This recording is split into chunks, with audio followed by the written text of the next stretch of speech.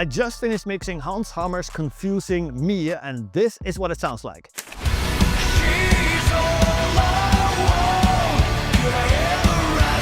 Now, what you're about to see in this video is that entire mixing session from scratch. So all faders at zero, zero plugins inserted, all the way to that final mix that you just heard. Now, if you want access to a lot of multi-tracks, all of our plugins, all of our premium recording and mixing courses, multi-tracks, drum samples, you name it, way more, check out Black Salt Audio's Artist Pass using the link below. But for now, without further ado, let's jump into the mix. Hope you enjoy.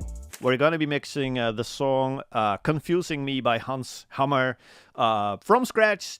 I'll show you. I actually have the session loaded up, obviously. And as you can see, there's no plugins inserted, almost no plugins inserted, except for the ones that are in my template. We got a lot of tracks here, a lot of synth tracks, all that purple stuff. A lot of vocals here, and we're going to mix this song from scratch. All the faders pretty much at zero, and so we have a lot of work to do here. And so this song is well produced, as you can see, with the layers of like effects, all that blue stuff, and like the synth stuff. We have a lot of things here that we have to dive into, and so it's going to be a packed live stream. And so I color code things pretty aggressively here. So all the red stuff here is drums. And so we have a couple kick tracks and a kick MIDI track and an aux track. That is where the trigger plugin will be on. All of these tracks are routed to this kick bus. And then we have all of our snare tracks and our snare MIDI, which all comes down to this snare bus. Then we have 3 toms over here, which all come down to the tom bus, right? We got a hi-hat and overheads, which will go down to the cymbal bus. And then we have a stereo room mic pair over here, which go to the room bus. All these buses, so the room, the cymbals, the toms, the snare, all these buses, they are routed to the drums bus, which we can find all the way at the bottom of the session over here, which is where we're going to be doing our drum bus compression and stuff like that. And we have our crush sends on our drum shells, and that is over here. That is our crush bus over there. We're going to be doing some parallel compression on that one later on. So that's basically how the routing for drums work, and pretty much the same for all the other like instrument groups, with the exception of all these effects. These will just go straight into the mix bus all the way at the end. But over here we have a bass DI, which is going into our bass bus. We have some rhythm guitars, which end up on our rhythm guitar bus. You get the idea, right? Some lead guitars on the lead bus. We got some more funky guitars. So everything is basically kind of going to subgroups. Even this purple stuff, all these synths end up on this synth bus. And that way you can kind of just get a massive session like this with a ton of tracks. I think there's like 80 tracks or something like that. It's a lot. And you can kind of just, make little sections or little sessions in your session so that it's not as overwhelming. And I really like to use just these buses there, just for visual kind of separation between the synths, for example. Then you have an empty track, and then we go to yellow, which is where the vocals are, right? So it's just easy to see. And it's easy to get overwhelmed in a big session like this, but not if you just create these little subgroups and you route them all to like a bus. So hopefully the routing makes sense, right? So all these things, so the guitars, they all going to end up on this guitar bus. All the synths are going to end up on this synth bus. So at the end of the session here, I can just easily adjust any levels that I want for like big instrument groups. So let's say the client says, I want the drums louder. I don't have to go back to all the individual tracks. I just grab my drum bus, crank it up a little bit, done, right? All the drums are a little bit louder. So hopefully the routing makes sense. If not, please drop questions in the chat. All right, let's see. We can see the names of the tracks. I don't think you need that. Let me check really quick what you can see. Oh, yeah. Okay, that's kind of weird. Let me see what we can do about that. Maybe I'm zoomed out. There we go. Here you go. Now we can see entire Pro Tools. All right. Alessandra's asking, were they programmed or live drums? I'm pretty sure these are programmed because they kind of look too, perfect here. But I'm not actually sure. And actually, I don't even care. You know what I mean? It's like, we're going to get big drums here. So, all right, let's just start mixing. So we're going to as always, I'm just gonna start with my kick in solo, snare in solo, kind of build the balance from there, kind of get every single track to basically a starting point first, and then once we have more context, so once we have guitars and bass and some synths and all these things in, then we can really make like final decisions, because then we really have context of a full mix, right? So, but I'm just gonna start with everything kind of in solo, kind of getting some starting points dialed in. And then we'll take it from there. So let's just crank up some kicks here. Kick in. There's some bleed going on. So first up is obviously silencer. I'm gonna try and go fast, because that's the way I like to mix. Just initial thoughts, initial response, boom. That's what I want to do. And so, yeah, hopefully you guys can keep up. But again, the replay is going to be up, so you can just keep going back as much as you would like to. So kick, silencer, kick mode. Let's see what we need here.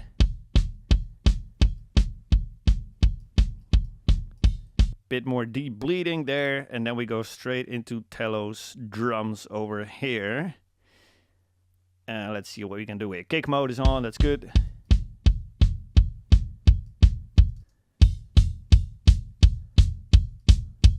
Not looking for perfection just yet, just looking for a starting point, like I said, right? So just cranking up low and high, obviously.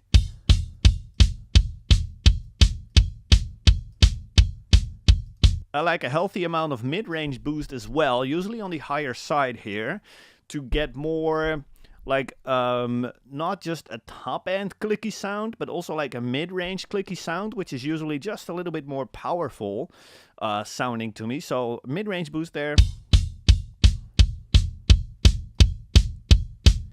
Little bit compression. Let me actually check, because I have Black Salt Audio's clipper here, but I don't want to do too much clipping just yet. And this is just so that you guys have a little bit more volume. But yeah, I don't want to do too much clipping just yet. So back to kick here. Bit more compression. Obviously you have to tighten up the low mids a little bit.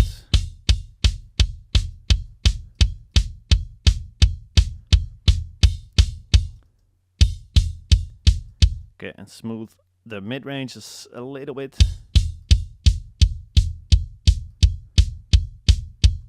Let's try that as a starting point for kick in at least. That is our kick out, so I'm just copying over the silencer,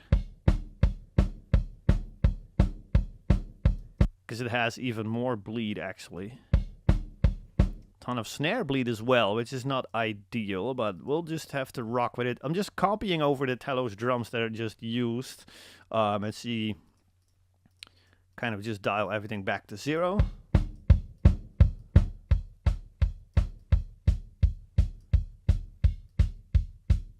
This one is a lot more mid-range, right? There's a lot more kind of problematic, kind of honky mid-range, which we have to cut out a bit more.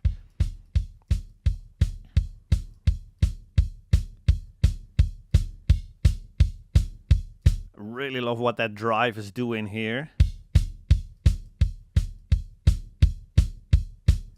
Giving us a lot of big kind of low mid-range. Let's see what they sound like together.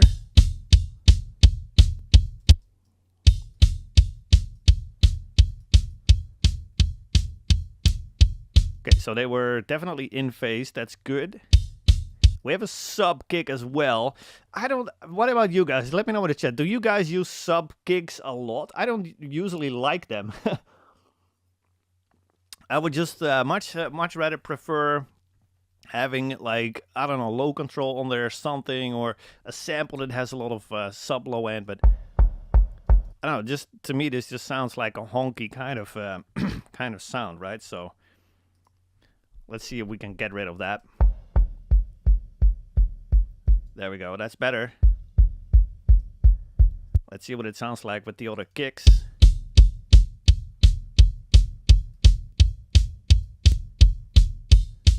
Yeah, probably not gonna use it. I'll mute it for now and see if we can get enough sub low end with the sample. But we'll see in a second. So that's it for just the kick in and out for now at least. Like again, I'm just building a starting point, trying to get some faders up as quick as possible, so that we have more context, and then we can really make more like finished or final decisions about what we're doing here. I'm gonna immediately bring in the sample for the kick as well. I'm not the type of guy that will be like, oh, I have to use as much of the live drums or of the drums that were provided as possible. I'm the type of guy that will just be like, okay, I'm just going to blend in whatever sample I like and just make the drums sound how I would like them to sound. And just, that means in this case, immediately bringing in the sample, right? Without having to force myself like, oh, I have to make the live kit sound as good as possible before I'm going to rely on samples. I don't usually do that. I just bring in the samples from the start. So in this case, Savage kick, which is a kick that I've been using a lot, because it has a very nice low mid punch and energy to it. And then it's the dead kick over here, which is from Brian Hood's mixing course from way back in the day. I don't know if anybody else has any memories of Brian Hood. He had a cool mixing course with this kick sample as part of it. And let's see what this sounds like just without any processing yet. Just blended this in with the other kicks here.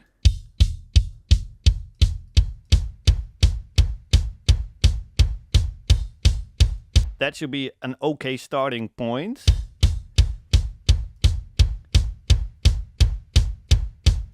Alrighty, and now on the kick bus, we're actually going to have another instance of Telos drums so that we have even a bit more control over the amount of low end, the amount of top end. Do we want more saturation or not? Whatever.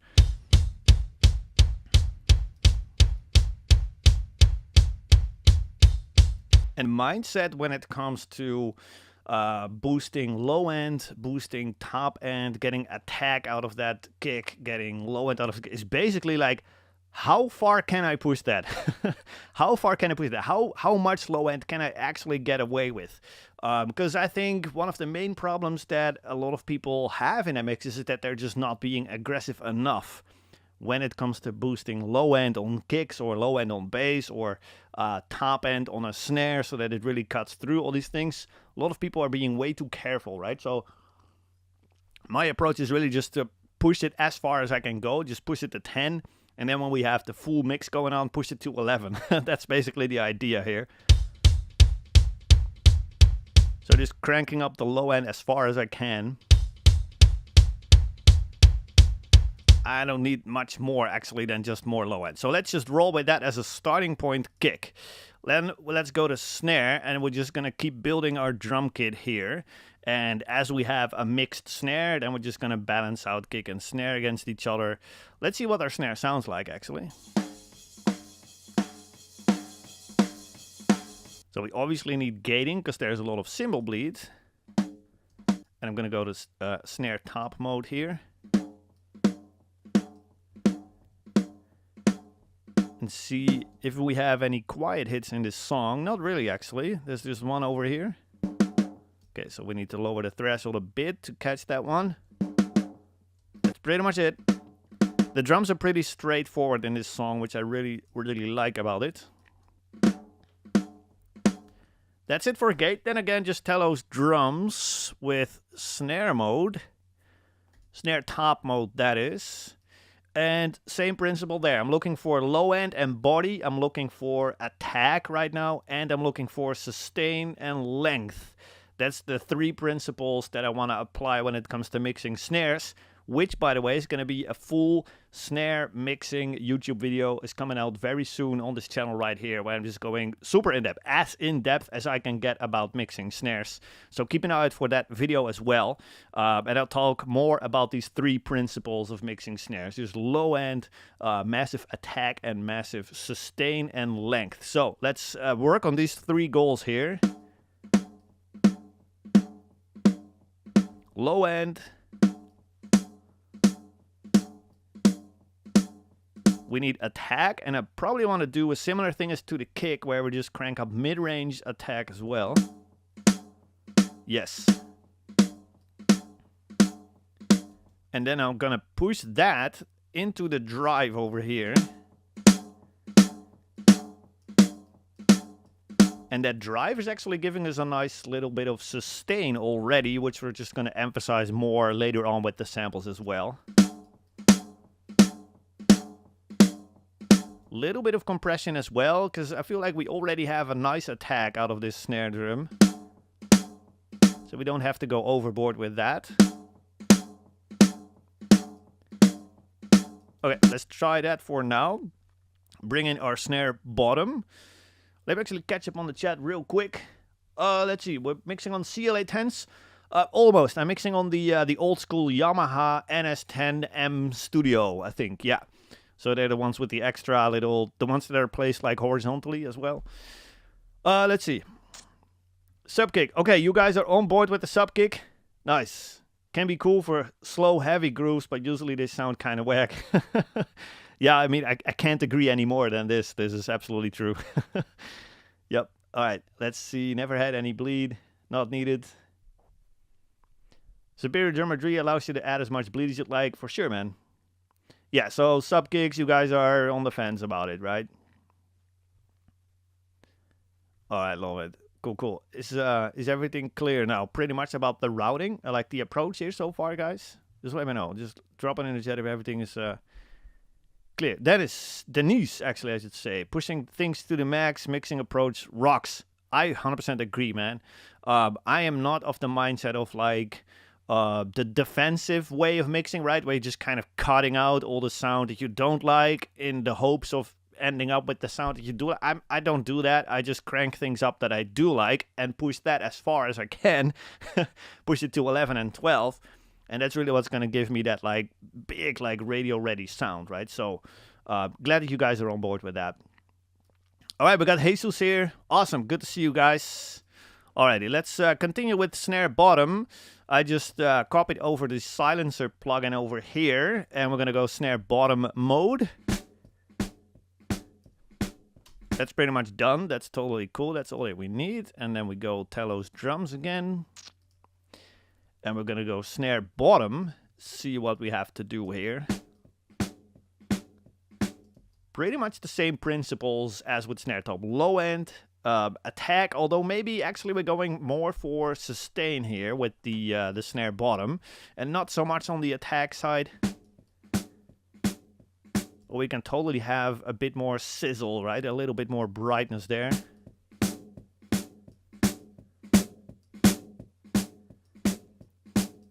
And then again, that drive is really what's giving us that sustain again, right? And so that's, yeah, I don't know. If we blend that with the snare top, which is still fairly short, then we're just going to have a bit more sustain already.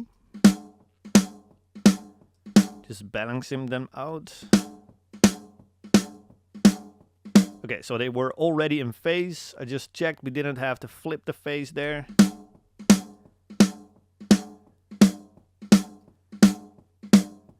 Yeah, we can get away with quite a bit of snare bottom, actually. Before it starts to get kind of sizzly or ugly. Pretty much like that. I kind of like that. And now let's just bring in our samples immediately. Like I said, I'm not of, you know, the type of guy that will just mix the entire drum kit, the live drum kit first, and then bring in the samples. I just start with the samples already in there.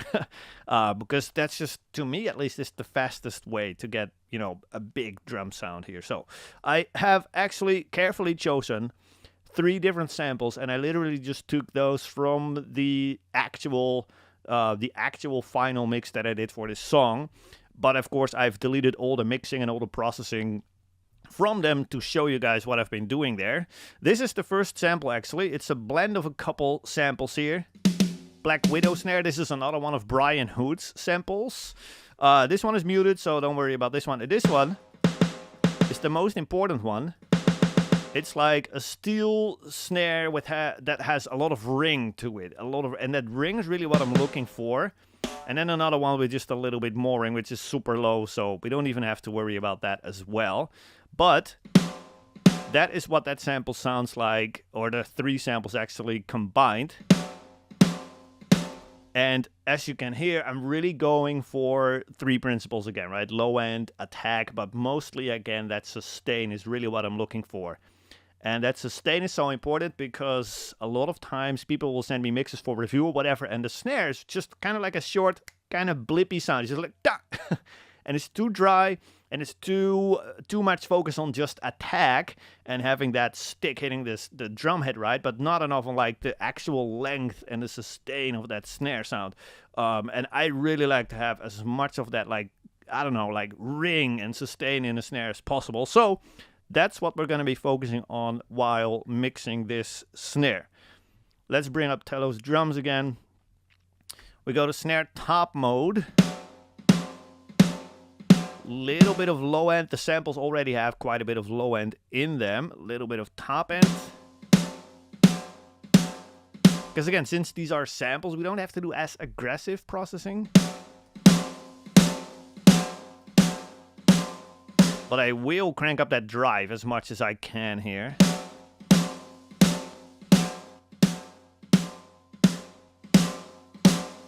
Because, again, it's giving me a lot of that sustain, right? It's like the snare rings out twice as long, which is exactly what I'm looking for here. Maybe I'm actually going to push more mid-range and then push that into the drive.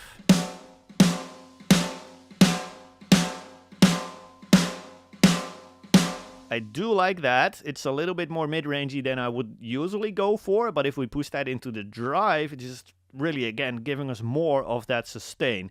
And now if you blend this with the live snare,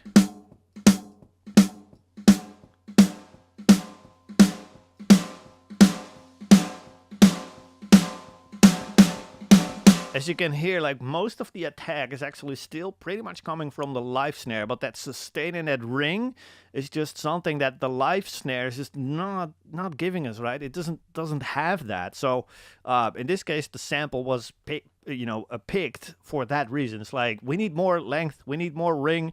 Here's a sample that has it. What is my live snare not giving me that I do want? In this case, it was sustain and ring, right? So let's actually see if we need to flip the phase between these two.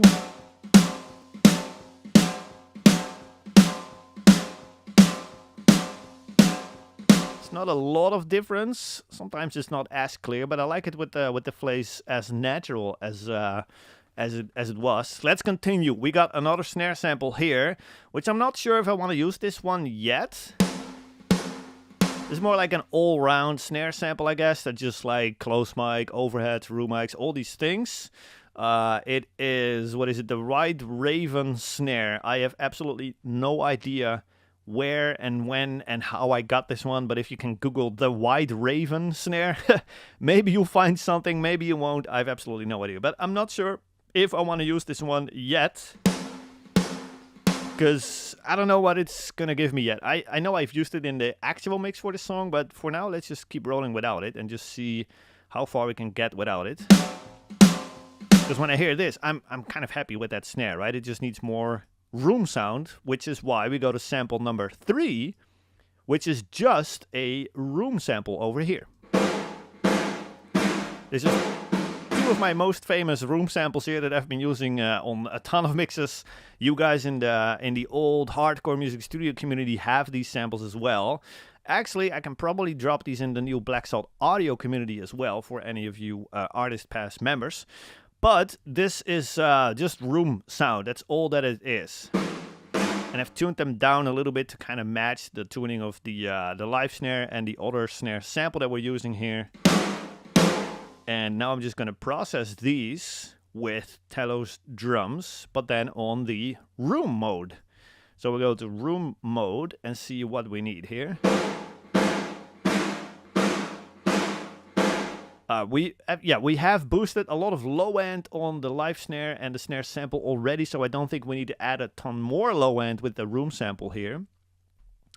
We can just cut out some of that low end here. And I'm doing a healthy amount of high cut here as well. And the reason why on room mode we have a high cut instead of a high boost is because when you cut out high frequencies, you're basically going to push a sound like into the background, right? Like into the distance, because high frequencies die first over longer distances. And so when you have a direct snare, that has a lot of top end and a lot of high frequencies, your brain is going to think that sound must be up close, right? Because there's a lot of high frequencies that haven't died yet over the distance. Then, if you combine that with a room sound that doesn't have a lot of high frequencies but sounds way further to the background, you're going to create a ton of like front to back depth, right, in the mix like that. So a healthy amount of high cutting here. I just kind of want it to sound as if he's way back into the room there, and crank up some mid-range maybe. Because what I'm looking for really is density. I'm looking for a super dense kind of snare room sound here. Probably want to compress it first, actually. Yeah, I'm gonna go with slam mode and just slam on the snare here, with the goal of creating more sustain, just getting more length in this sound here.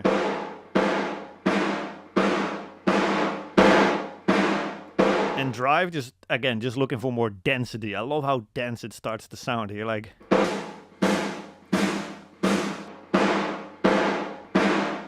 Really just emphasizing the sustain and the ring, and putting it a little bit further to the background. So let's blend this in with the other snares.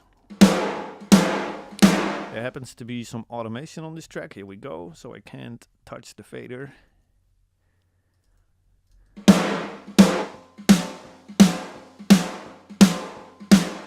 Okay, let's flip the face. I think that sounds better. Actually, yeah, doesn't really make any difference whatsoever, so that's totally cool. So now we have a starting point snare, starting point kick and snare, actually. Let's play these together.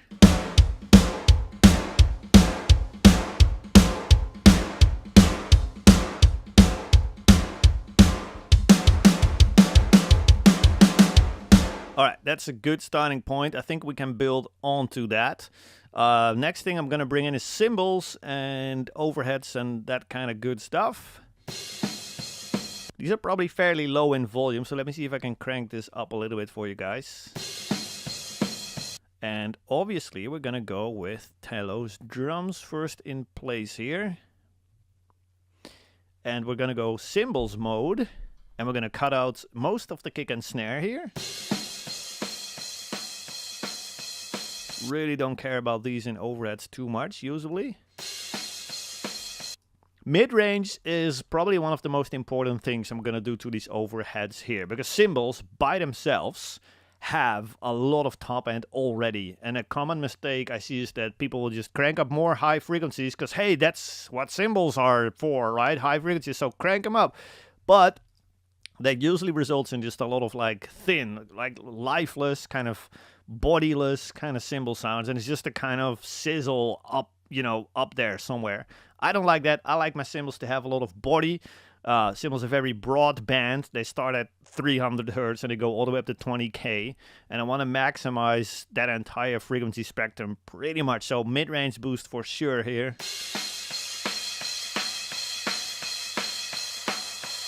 Get a little bit more of that body of the cymbal in there. And of course, I'm also boosting some top end here because I do like that, you know, pristine kind of air sound on top for sure.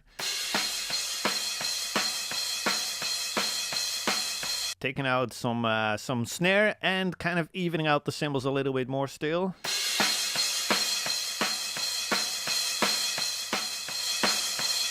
And drive again with the same goal as the snare room. Basically looking for density here. Basically looking for, it's the same cymbal, there's just more of it.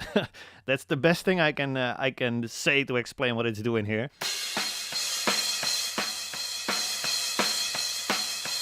So drive, maybe some tight as well here to get rid of some low mids. Let's get rid of even more snare.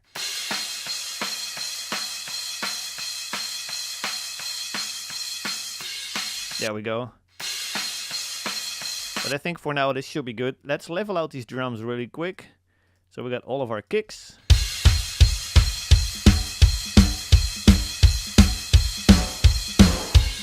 Our snares. And our cymbals, and I still want more mid-range.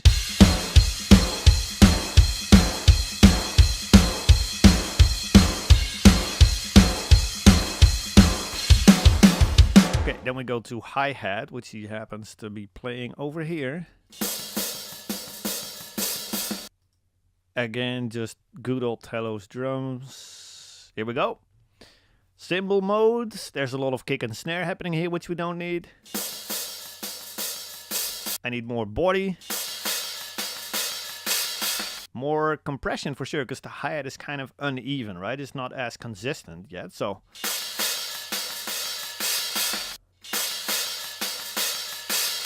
Alright, and more drive.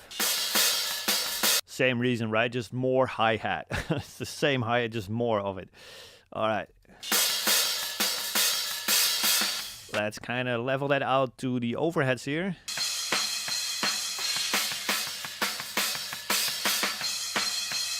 That should be an okay starting point.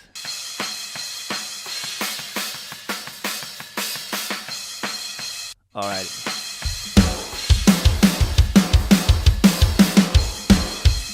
That's at least a starting point for these drums. And now we're just gonna kind of shape them a little bit more, give them a bit more character. So room mics obviously and some drum bus compression, etc. Let's continue. So now we have basic drums here. And we're gonna give these a little bit more 3D, more, I don't know, more character with the room mics here. So let's see what they sound like. Not too bad, but there's kind of like some boominess going on, which I don't really like. So we're going to room mode here. Want to tighten up that kind of boomy, kind of woo-woo sound in the low mids there. That is the kick drum.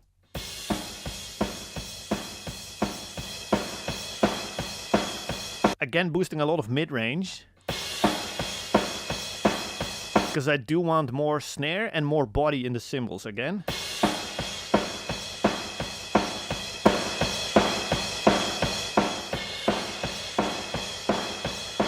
And of course compression with the goal to enhance the length of all these drums here. So I'm not looking for attack or anything like that. I'm just looking for a lot of sustain and almost like a sense of like 3D here. So I'm just looking for all the sound in between the actual drum hits.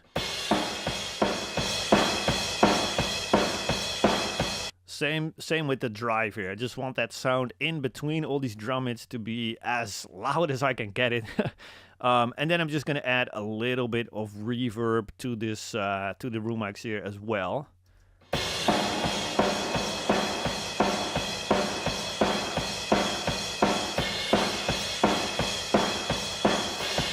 And so it's going to be super short because it's a drum room. It's not a cathedral, so we don't want super long decay times here. Just cutting out some low end from the reverb and just, you know, mixing it in just subtly, I guess.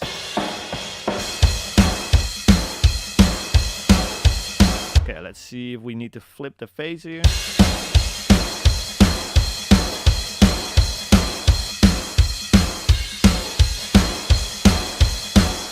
Probably want to make an extra EQ correction here.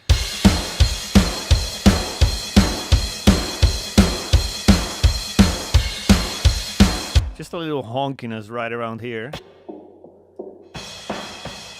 that I'm kind of taking out there. So quick EQ there. So now we have all drum faders up, pretty much. And now we can go to the drum bus, quite literally, because it's going to be the drum bus plugin, obviously. And I'm going to use my favorite preset, that is Sticky Shells. That is just my, my self-made preset here, sticky as in glue. I know some people will, you know, have a different meaning to the word sticky. Sticky as in glue, okay? So gluing the shells together. That's what this preset is meant to be doing here, so...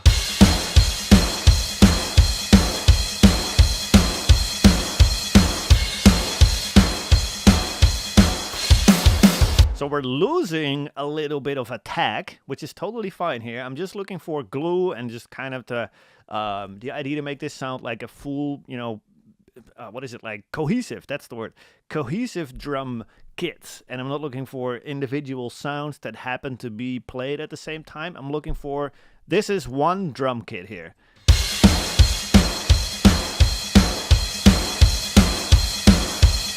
And I think that does it just exactly well. And then we're just gonna bring in our crush bus. So let me lower this drum group fader a little bit. Yeah, and let me unmute our parallel drum bus compression track here. And so this is just gonna be drum shells, no cymbals here. And over here I'm using another preset that I've made, which is called Parallel Death. Parallel Death. So we're just looking for attack here. So compression is way up, attack is way up, right? So we're just looking for super spiky, blippy kind of transients here. And then we're just gonna blend that in with the other drums. And that way we just have a lot of control over the amount of glued together kind of dull sounding drum kit versus super spiky over the top compressed drum sound. And we can make a decision about the final position for that later on when we have more context. So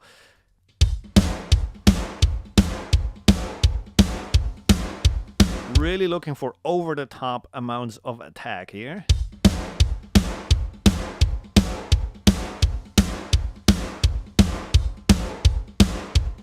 Probably gonna go a little bit on the brighter side here.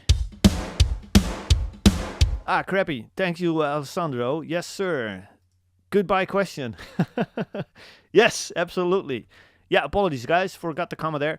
Okay, so drum bus compression, parallel death. Looking for attack. We did that just perfectly just now. And now we're just going to blend in that full drum kit with the attack kit here. So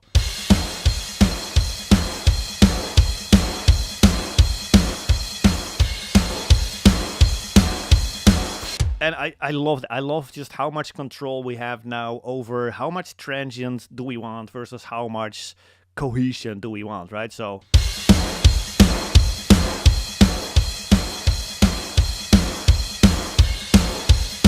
absolutely love that. I'm guessing that this is somewhere where we're gonna end up for now.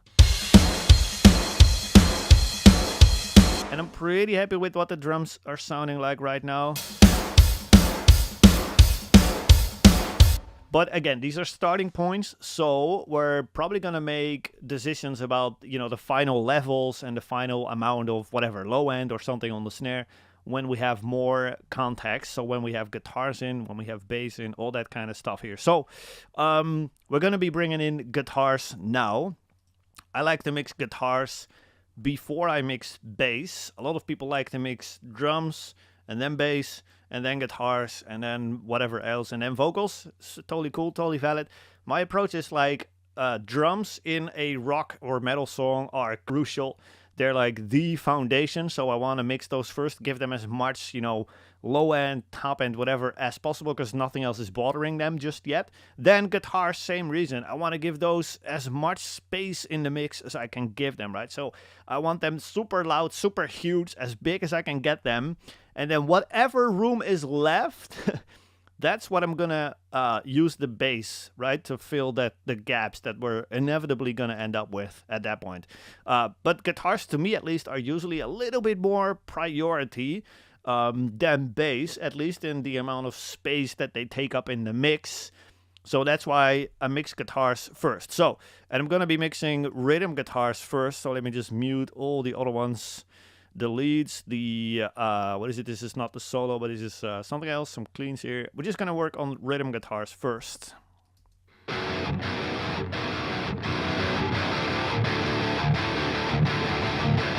So this is the guitar tone the client sent me, Hans sent me. I've got the DIs loaded up here just in case we don't get something cool out of this.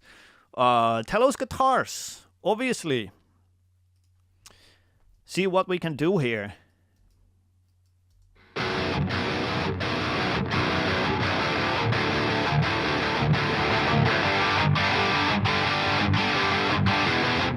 So I love starting any guitar mix, whether that's acoustics or distorted ones like this, with just cranking up mid-range and finding kind of that sweet spot of like, hey, where exactly is most of the character here in the guitar sound?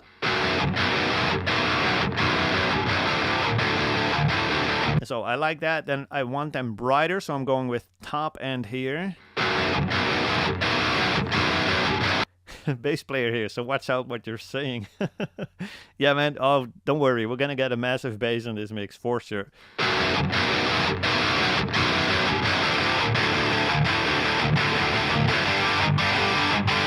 And now over here, when it comes to adding brightness and energy to the guitars, I love how you can kind of play with both this high boost and the deharshing to kind of find the sweet spot of like, how bright do I want these guitars and how smooth do I want these, and kind of, you know, for a metal song I will probably go brighter but less deharshing and just have a little bit more of the harshness in the mix.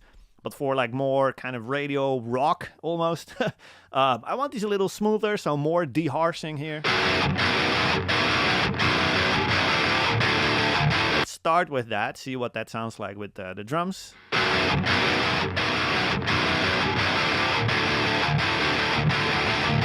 Sweet spot for compression, in my opinion, on this plugin is at pretty much the -3 dB of gain reduction.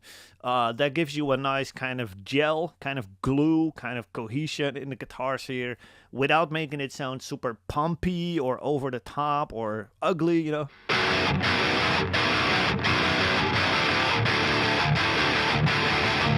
There's a couple like low chugs here that we have to control a bit.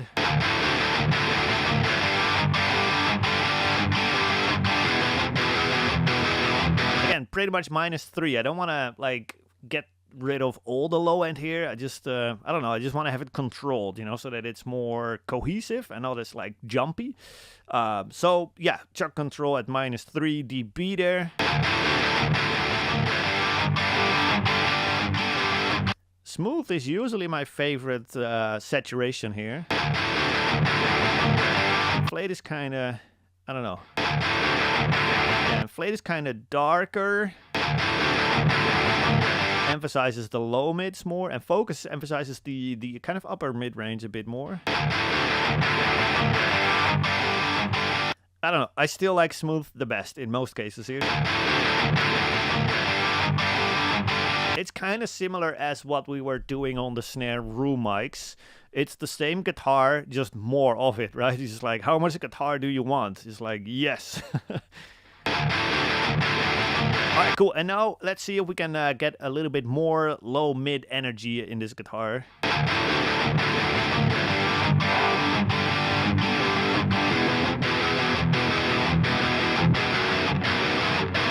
I'm not too worried about any sub-low end or whatever, so I'm not gonna even cut out some low end or something like that. I just want, again, I want the guitars to take up as much space as they want. I really don't care. And then whatever room we have left after this, we're gonna be using the bass to fill that in. So let's see what the guitars sound like with the drums.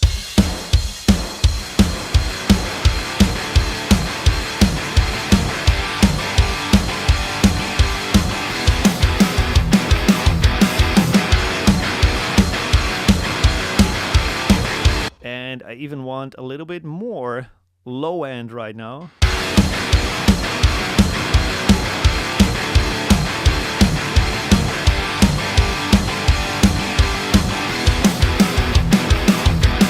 Okay, let's try that as a start for now.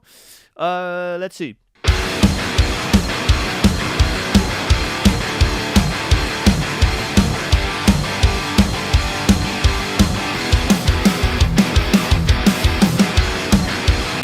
To make the guitars brighter as well. When I listen to them in solo, I feel like that is bright, it's kind of harshy, I don't really like it. And then I put the drums, you know, in there and I listen to the guitars. Then I'm like, wow, the guitars are dark, dull, kind of boring. So yeah, just more top end, more mid-range maybe.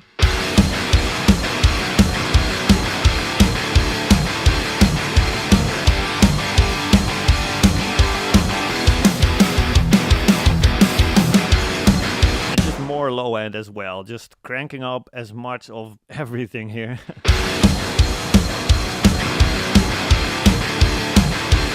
It's starting to sound okay. Let's see, what are we gonna do? Probably bring in bass now so that we can kind of work on the low end, the low mids, the relationships and everything there. And then we can just build on top of that. We can build, you know, the octave layers here and all these other things on top of that. So we got bass, good old DI. Let's go to get a bass tone really quick. Or actually, is it time, guys? Is it really time? Yeah, look, Alessandro is saying it too. Is it time for Telos bass? I'm just gonna showcase it really quickly. So Telos bass, all right. Let's go. This is Telos bass. All right, it is not finished yet. I don't know when it will be finished. It will be in the future, but it is cool because we have a lot of good stuff here. We have actually amp sims here, and then we have a whole bunch of controls that we can use to mix bass.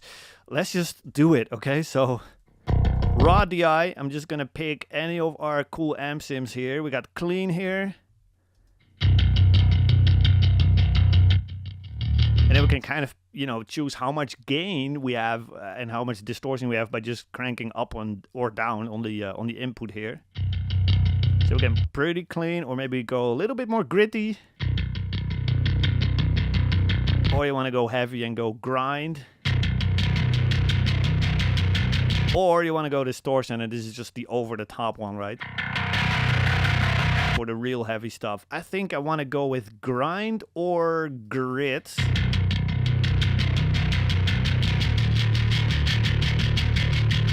Alright, and so if you have watched me mix before, you have probably seen me order like multi-band compressors and even low control and everything to compress the low end on bass. But right now we just have two buttons here, two low-end compressors here. We can compress the low frequencies and the lower mids, which is absolutely crucial here. And we can actually crank these up or down and give you perfect control about the amount of low-end and lower mix in the mix here. So let's just check it out. Let's compress the lows here.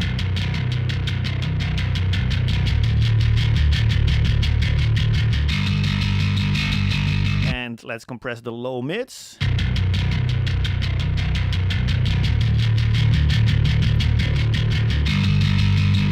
And we can choose whatever low mid area we kind of want to compress here. And see what that sounds like. And then of course we have a mid-range boost here.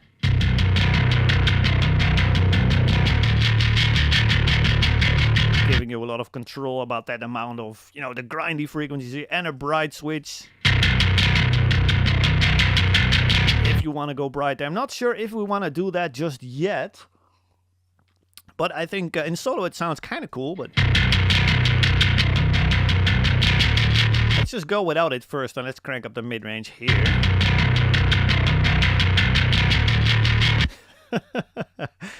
We have to leave the bass players alone. Okay, guys, let's agree on that. We have to not tease the bass players anymore. Hopefully the plugin looks simple enough, though. But yeah, I love it. All right. Let's continue mixing bass. So we got mid-range, low-end compressors, then just general like full band compression over here.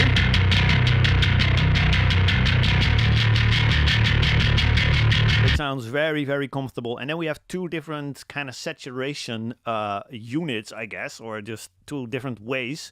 We could just have saturation with a bunch of different modes here. Grid, for example, or warm. So kind of self-explanatory, right? Or just hot. And of course, smooth. Which is, again, my favorite here. It's just like more bass. Same bass guitar, just more. And then we have enhance, which is a little bit more of like a low-mid enhancer, I would say.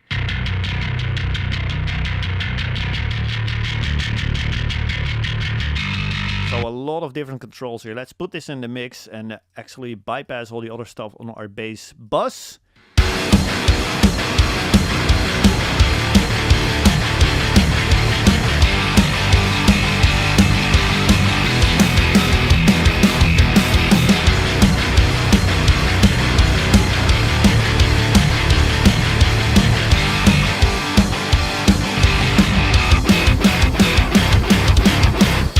That sounds pretty cool already. Let's see over here in the verse.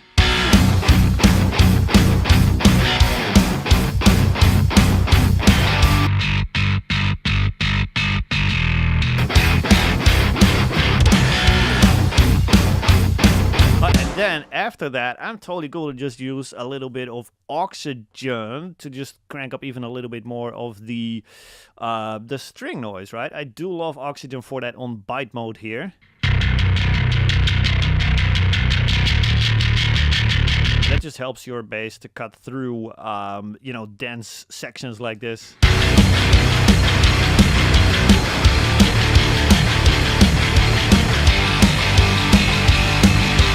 Maybe on these higher notes it's a little too much already, right? So maybe we can have a little bit less gain.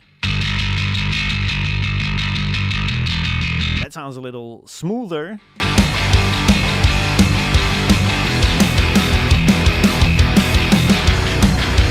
Love that. So that's just one plugin right there. It just makes everything when it comes to bass. The low end, the low mids, get your amp sim going on here. Oxygen is just because I love this plugin, but yeah, as you can see, you don't even need it, right? So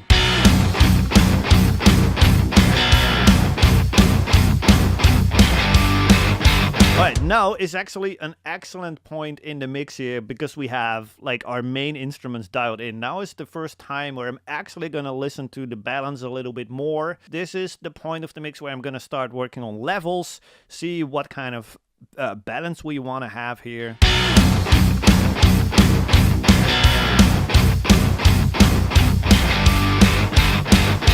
A little bit less guitars, I'd say.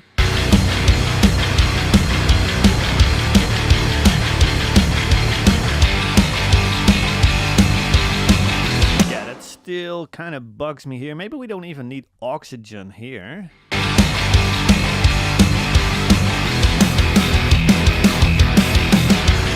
Mostly oxygen giving me too much of that sizzling sound here.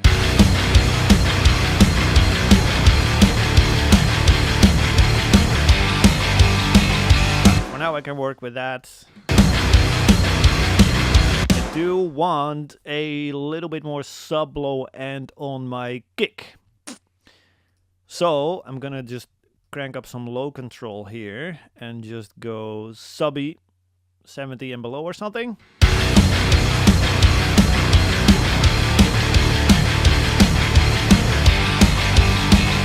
That's more like it. Actually, let me throw on some headphones because I'm mixing low end on NS10s. What am I doing? That's it. That's already right in the ballpark here. Bass too. I love that. Okay, how sick. That is cool. I don't think we have have to touch the low end a lot. Yeah, for now I'm pretty happy with the low end relationships, etc. in general. I might change my mind about that though, because as soon as we have way more stuff into this mix, I'm also gonna do a little bit of referencing, and I might, you know, add or get rid of a little bit of low end, depending on what kind of information the reference track will give us. But right now it's way too soon to reference other things yet. So, okay, let's continue. Okay, so right now what I'm hearing is that our snare is too dry. We need more of the room sound because the snare is just like tuck, right? And there's no kind of 3D to it. There's no ambience to it, really.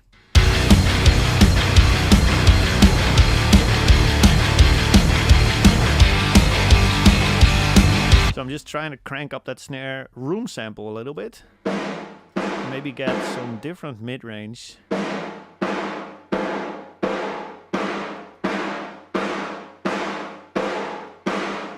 Yeah, like a little bit more like upper mids. So I'm, yeah, just bringing back that high cut a bit.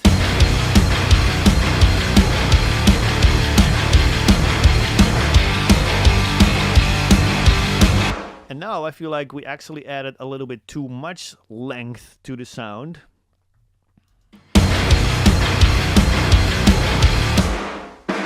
Maybe we don't have to slam it. keep it a little bit shorter because we only have so much time in between all these snare hits, and I don't want that room sound to just be constantly like constantly going, right? So okay,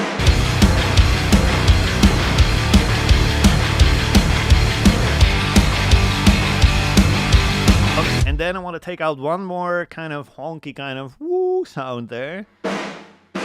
Oh, there we go. That's right in the middle there.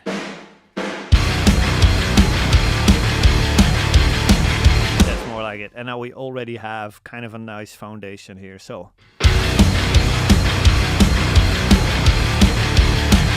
super sick. I'm happy with the way things are starting to sound. We have some octave guitars here. Just panning these out, and I'm probably just gonna go with Telos guitars on the buzz, just because I'm lazy like that. Again, mid-range first. And deharsing.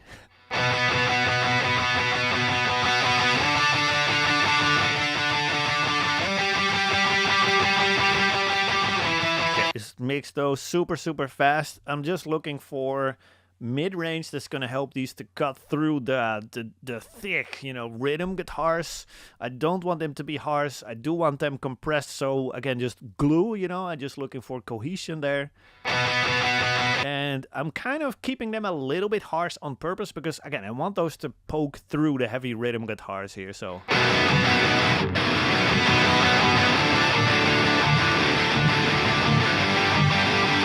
let's see what it sounds like in the full mix.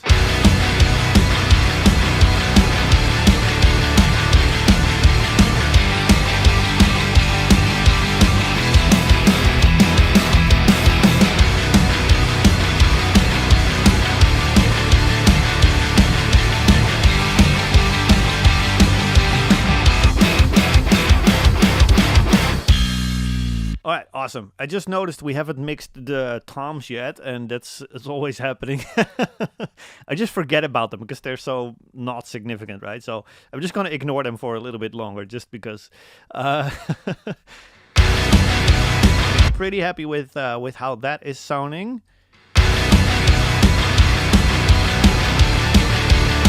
Yeah, that's nice. Let's keep that for now.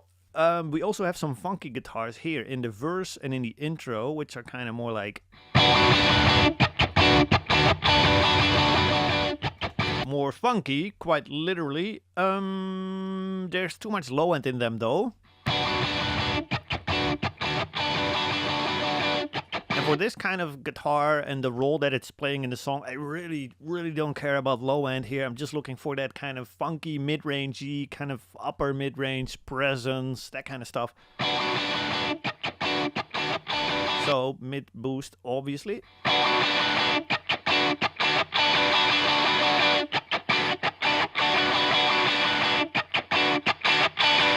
Probably top end here.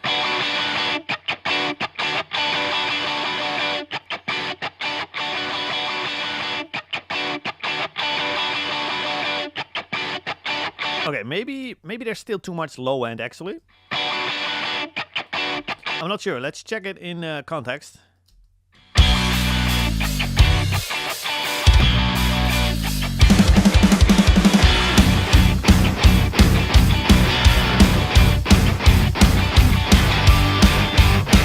Probably have to lower these power chords just a little bit because I do want the focus in the verse at least to be a little bit more on the funky guitar.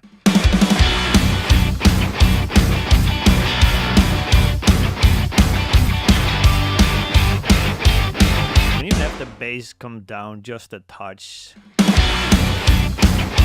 Because I know there's going to be vocals here as well, right? So if you make this section massive, like max volume, everything being pushed to the max, there's not going to be any room for the vocals. So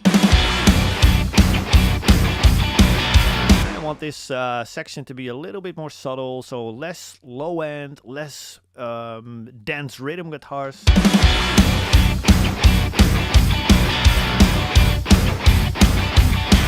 Maybe even a little bit more like mid-rangey, presence-y, funky guitar here.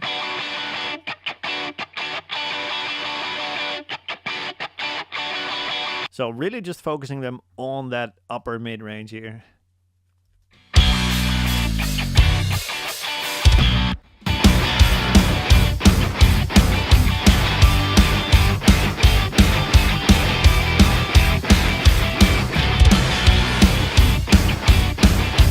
Pretty happy with that for now. Again, just the starting point. As soon as we get the vocals in, then we might have to adjust this. Maybe there's too much presence in them, but I can't say for sure right now, right? Because I need more context from the vocals here. So, with that said, let's continue to whatever this is. That's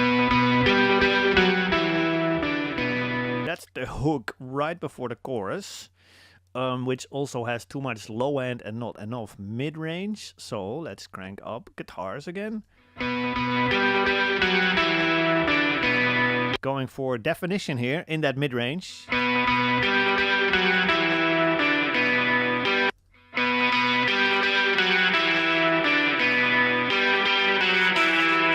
don't need to saturate them. They're quite loud, right? So maybe we just lower them a little bit here.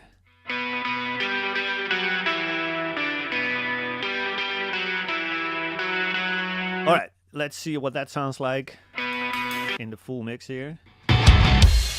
All right, there's nothing happening just yet, so no context yet. We have to bring in the clean guitars first, so let's do that. Clean. That's one of them. Okay, cool. We have... Okay, these are basically the same, so we can pan these out. And probably have these quite low in the mix. They're just there to give this section a little bit of power, I guess. So, they're also quite lo-fi-ish. So maybe let's just double down on that lo-fi-ish. I actually made a preset for that. High gain? Lo-fi, here we go. Oh, I don't need this. I don't need the manual. Here we go. Lo-fi. Yes.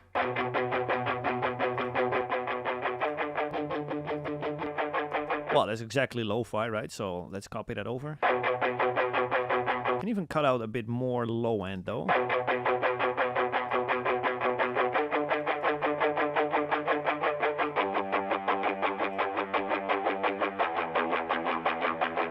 Okay, let's try that for now. And let's see what kind of level they need.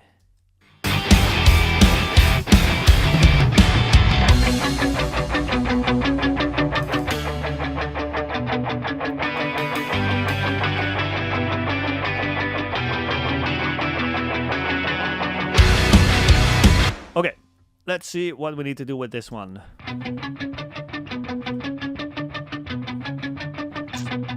I do kind of like its character. But again, I don't need this much low-mid kind of beef here. I want this section right before the chorus to kind of sound a little bit small on purpose. Again, right? So that the chorus is going to sound like twice as big in a comparison. So less low end. And a bit compression. Kind of even out all these things there. Not even going to saturate this because I don't want this to be more. I don't want this to be bigger. I just want this to kind of sit back a little bit.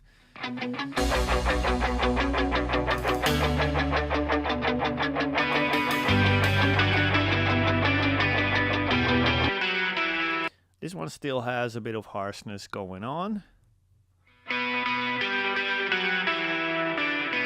There we go, that's better.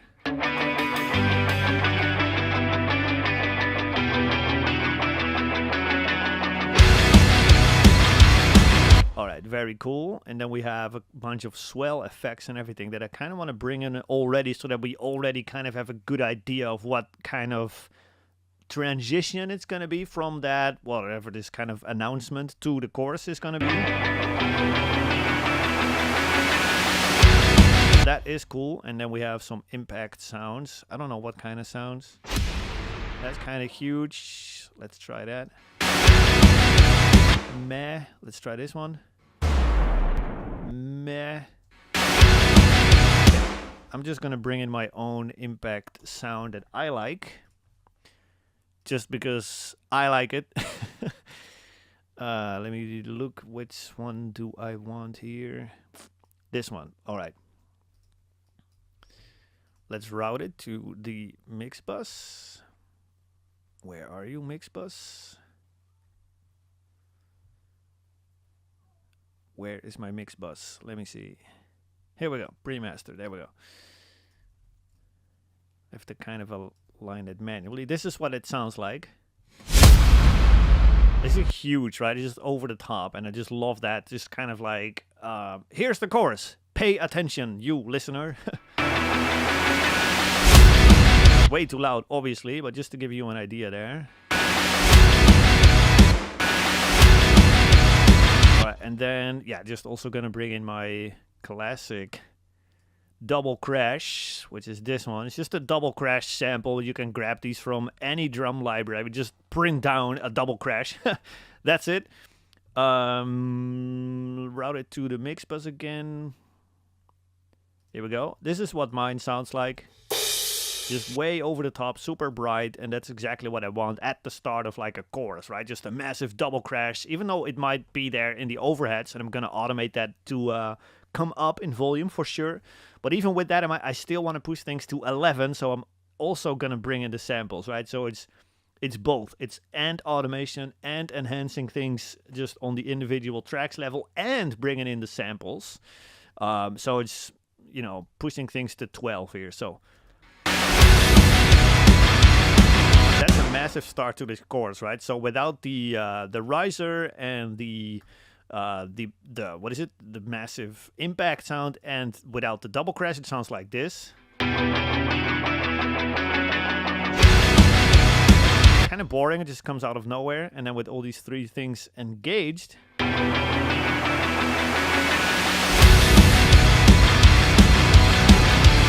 That's how you start a chorus, right? I love that. Let's continue here. We still have a lot of faders to bring up here.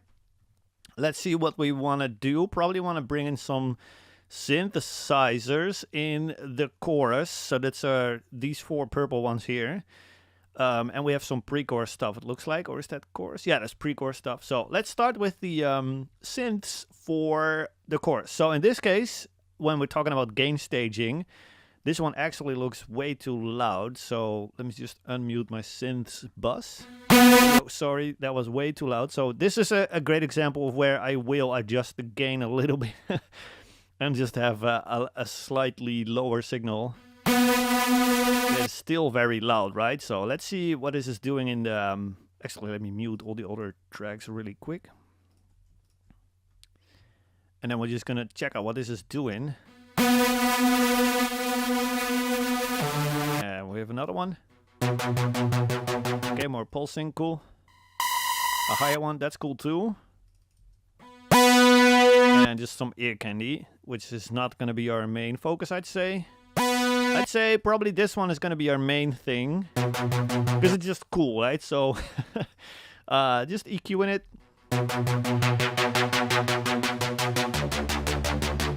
Presence, obviously.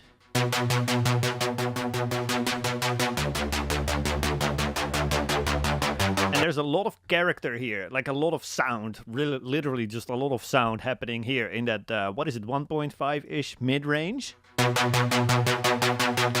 So I'm just emphasizing that a little bit and getting rid of some low end.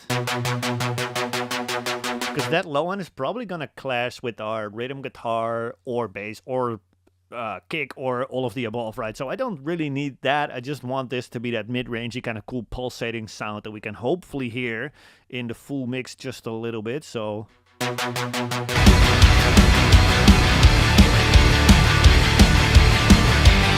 don't even want it to be super audible. I just want to have that little bit of that pulse going on here.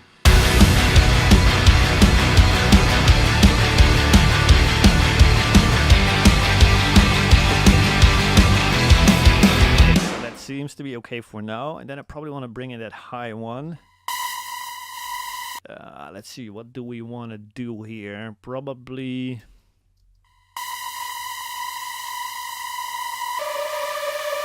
more mid-range. And probably some delays. which I'm gonna drown in reverb.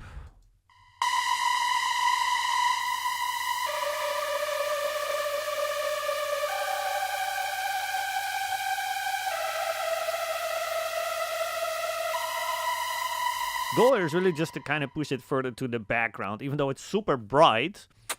So it's gonna be up front no matter what we do. But yeah, even with that in mind, I just want to have a bit more reverb, create a bit more ambience around that thing, so it's not just like down the center like but just a little bit more dense sounding almost.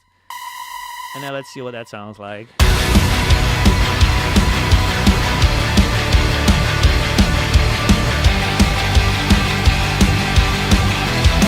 Really cool. It just adds a nice little layer on top of the octave guitars there. I dig it. I like it. Let's see about the other one. We have a lower one, and I don't need that low end here, so we're just gonna take it out. Again, I just need that mid range. We probably also don't need a lot of top end on this one.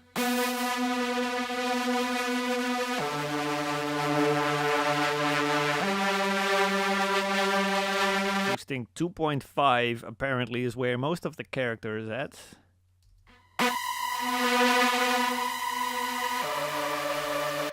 And I'm just copying over the delay.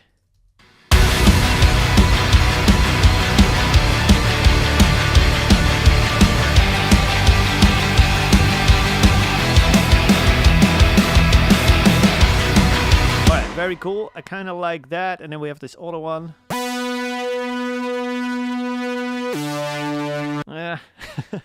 Not even sure what to do with it. Just a weird sound or something. I don't know. Let's just layer it, see what it sounds like. Yeah, I'll probably just keep it kind of low here.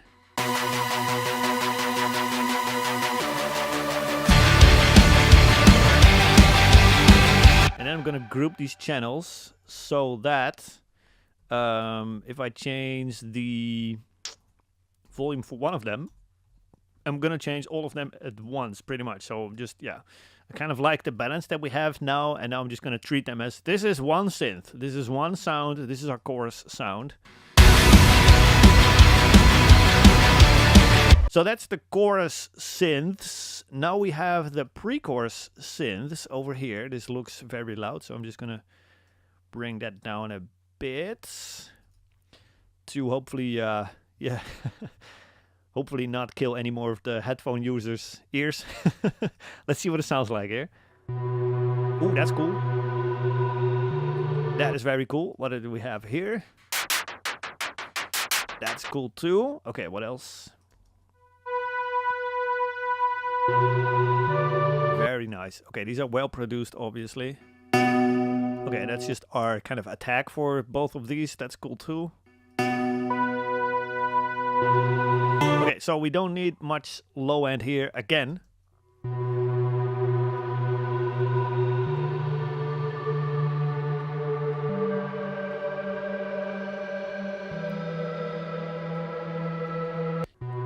Okay.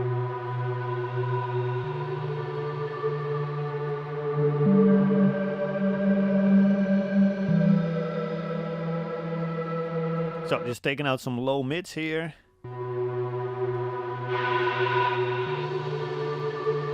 And adding some presence. Because I just like what that sounds like. And then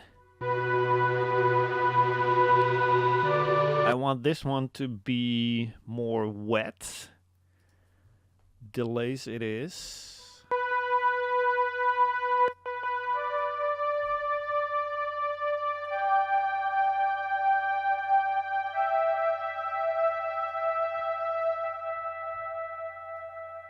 Okay, we can have a little bit less reverb there. Okay.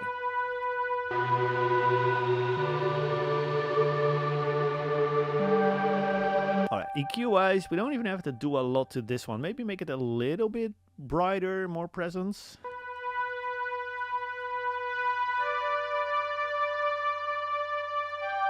I do like that, so...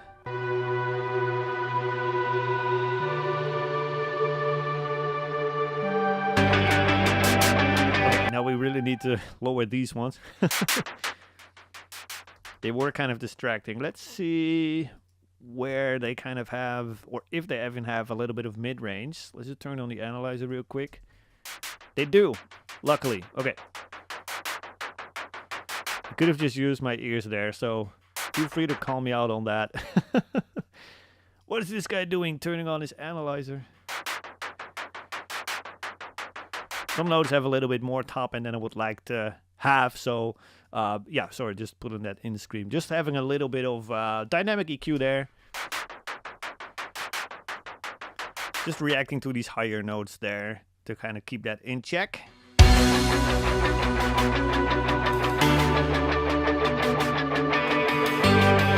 just keeping that low in volume for sure. And probably want to have this guitar layer a little bit lower in volume as well.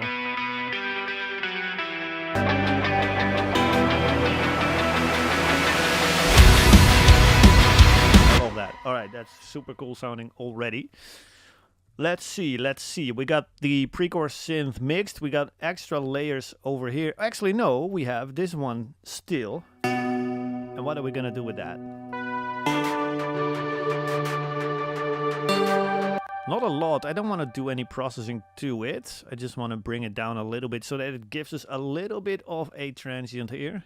That's it. That's all it needs. Very cool. Okay.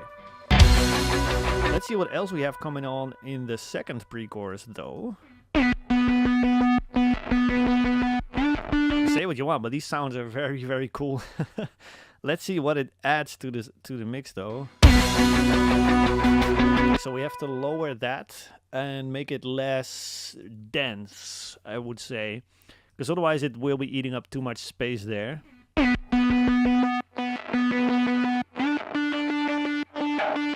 Eating up a lot of low end there. Probably gonna go for like a lo-fi-ish kind of sound here.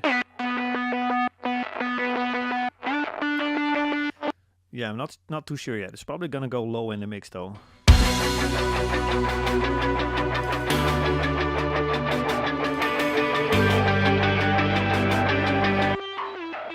Cool sound though. Okay, let's see what the other one is about. Nice. Alright, very cool.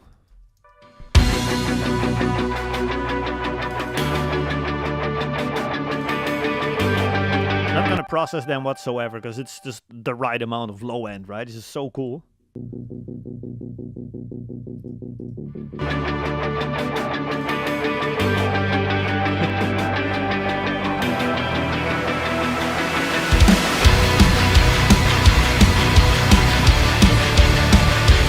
Alright, we're getting somewhere. Very, very cool.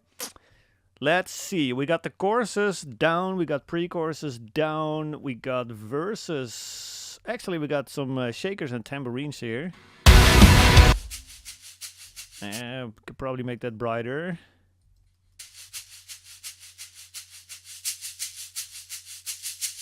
Actually, let's go with oxygen. There we go. I need that air over here. That's it. That's exactly what I'm looking for. Can make that pretty bright and just have that focused on the top end, kind of as like a complementation, augmentation to the cymbals here.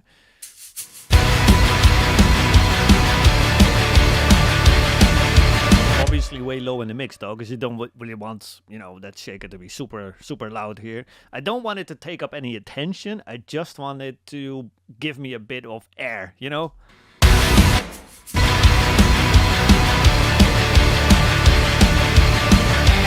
Minus 11 seems to be good. We also have this tambourine.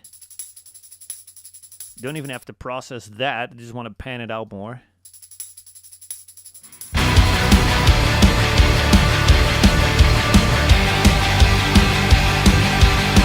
Just giving us a little bit of like a top end shine or something there. Just something that you don't really hear, but you just kind of notice it when it's not there, right? So without, it's okay, and then with,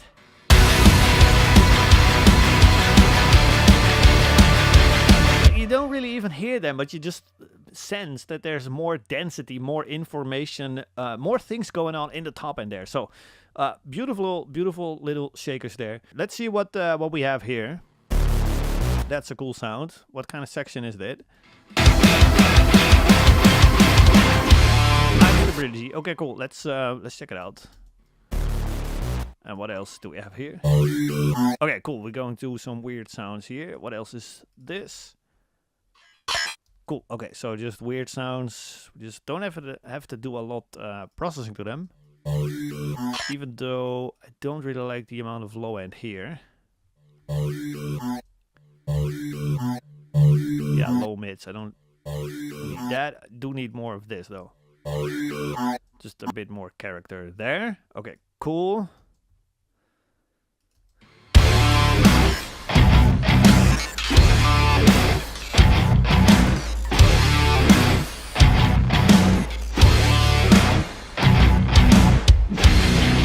Okay, you guys have to remind me that we still have to mix our toms.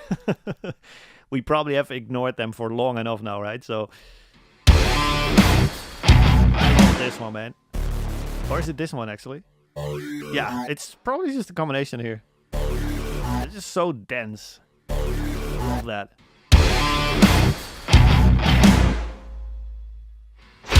Go into the chorus again. Awesome. Okay, so we have more bridge synths over here.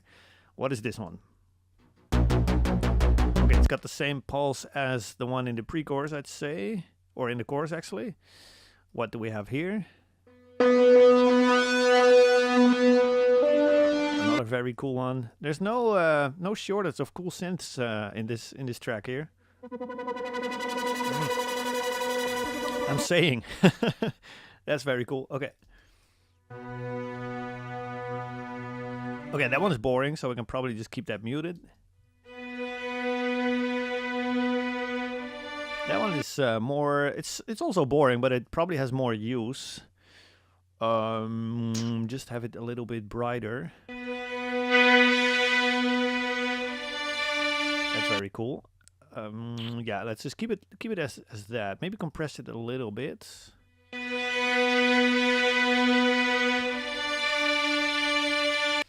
Okay, let's try that. And of course I want to drown this one in reverb and or delays.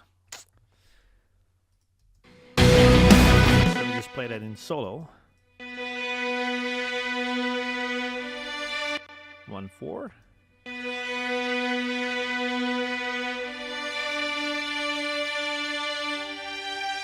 Alright, awesome. No, I want to go less feedback. Okay, that sounds a little bit wet, which is cool. And then we have this one, which is super loud. I'm just gonna gain that one down a bit. Yikes, sorry guys, that was still way too loud. Okay. Alright, let's just bring it down even more. And give it a bit of delay. Probably want to have more of this one. And or this one. Yeah, that's probably my favorite, so let's use that one the most. Let's EQ that. We don't need low mids and whatnot in this one, we just need mid-range.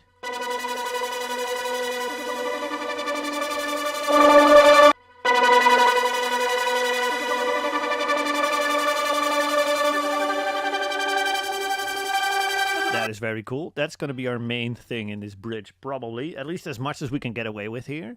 So let's start with this one.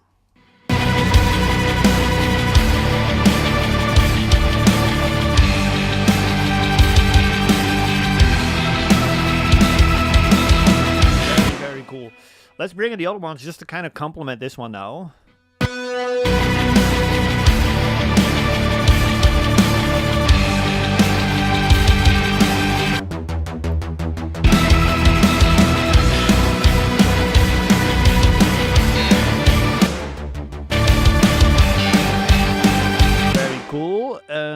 And this one.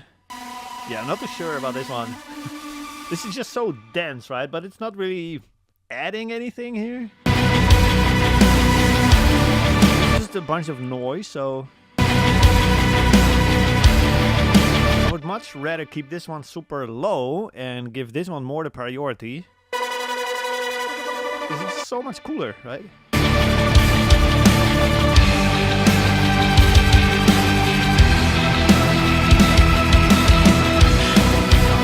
Bridge right there. Again, the levels, we're probably going to decide that later on, right? When we're going to be doing automation, that's when we're going to make final decisions about this. But for now, I'm kind of happy with this. So let's group these again. And these are going to be our bridge synths, so that we're going to keep the relationships intact, and we can just lower all of these faders at once, or raise whatever we need, right?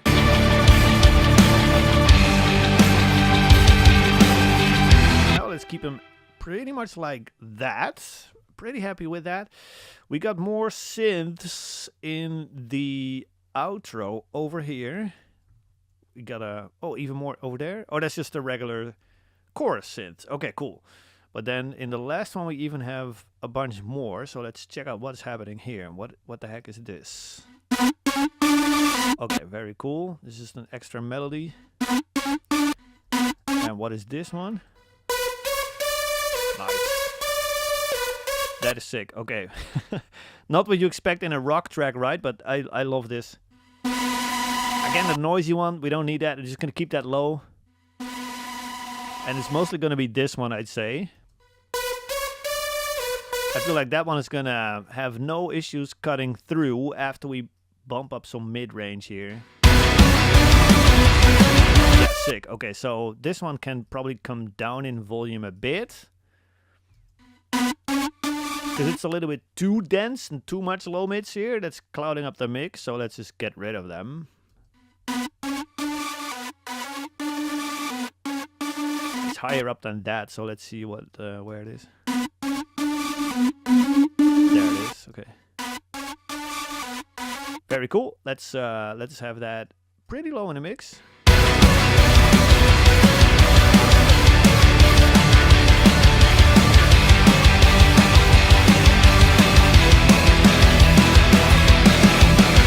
Very cool. Very, very cool. That's just the big finale, right? So we can probably make that like louder than everything else in the song here.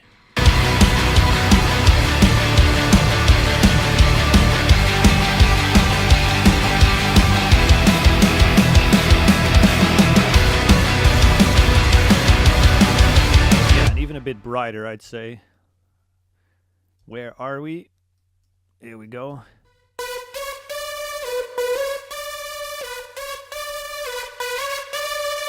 More like that, but then maybe too loud now.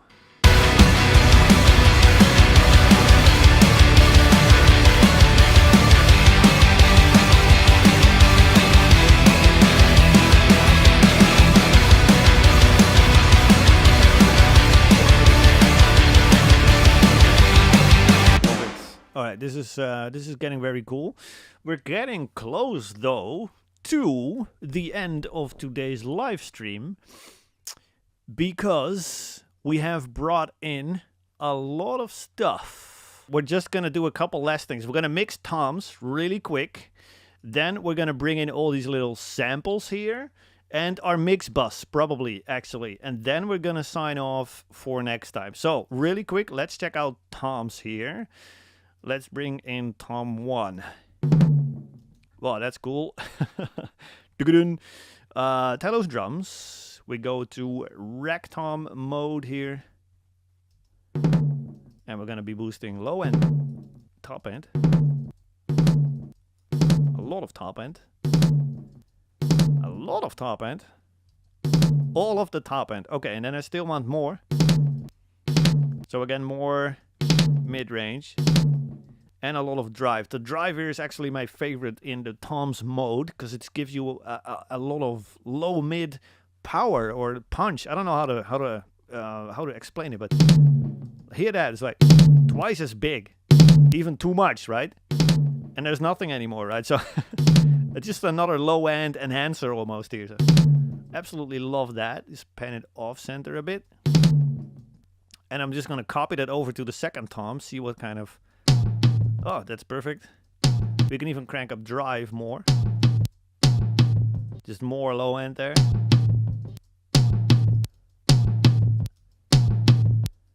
I would compress them too, but I feel like the recording by itself with that huge top end boost there already has a lot of attack to it, so I don't feel like we have to do a lot there. Okay, cool. And then I'm just gonna copy that over again to our floor tom, and then we go to floor tom mode here. And again, it's perfect. I love that. So that's how easy tom mixing should be, man. I don't know who was asking. Megay. I'm probably not pronouncing that correctly, but just boosting a ton of top end because you want that stick attack, right? And then you also want to emphasize that low end, of course. And then let's see what they sound like combined. Maybe I want even more top end on the floor. Yeah, so more, actually just more attack. So let's compress that one. That sounds good. Let's see what that sounds like in the mix here. What was that? 2 minutes, right? For all 3 toms. Okay, let's level them out a bit. That's pretty much done. Okay, over here, I like it when they're kind of panned out a little bit so that it sounds wide. So we'll just pan the second rack tom off to the left so that it's more like 2 wide toms here. Kind of prefer that. Yeah, I think that's cool.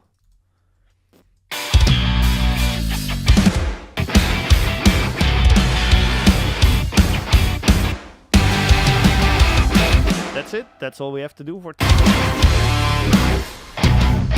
okay, same thing over here. I'm just gonna pan these out simply just to make it sound more fun, you know, because when there's 2 toms that are both panned out to the left, it's just kind of hard to differentiate them from each other.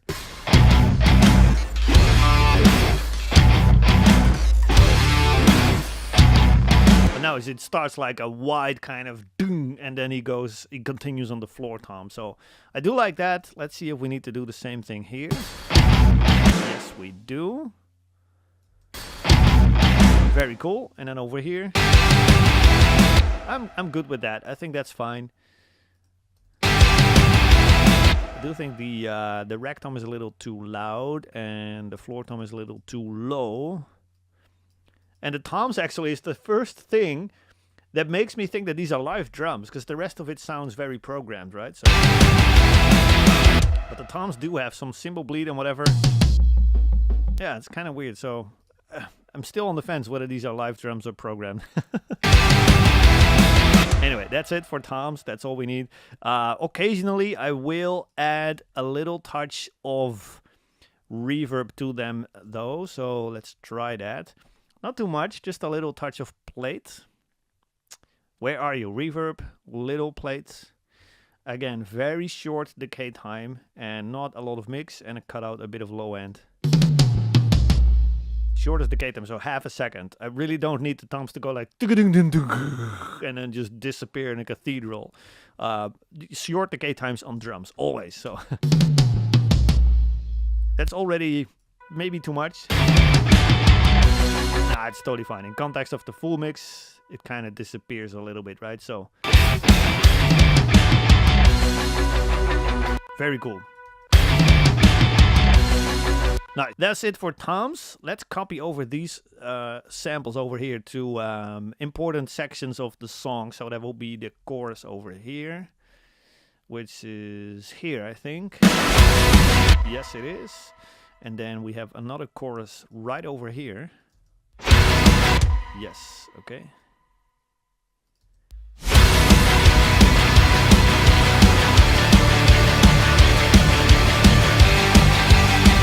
Alright, and now we can set some levels. I think the snare is just a little bit too loud and kind of too upfront now.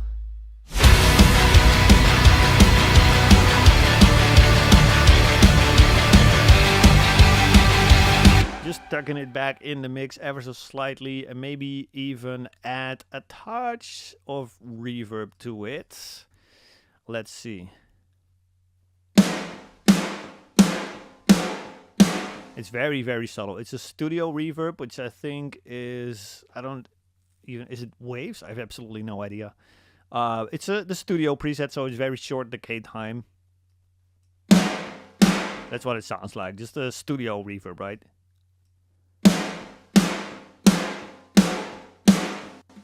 It's adding something. Let's see what it sounds like in the full mix.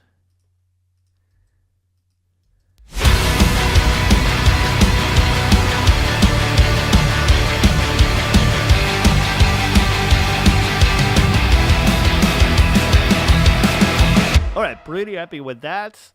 Now let's unmute all these impact things. We even have a sub synth here that we haven't touched yet, so we're gonna probably try and blend that in somewhere as well. Let's see what kind of impacts we need to add here. It's just a low end kind of impact here. Kind of a weird one, but I don't hate it, so let's see. Yeah, it's not gonna add too much, but it's okay. We have another riser here. Ooh, that's cool. Okay.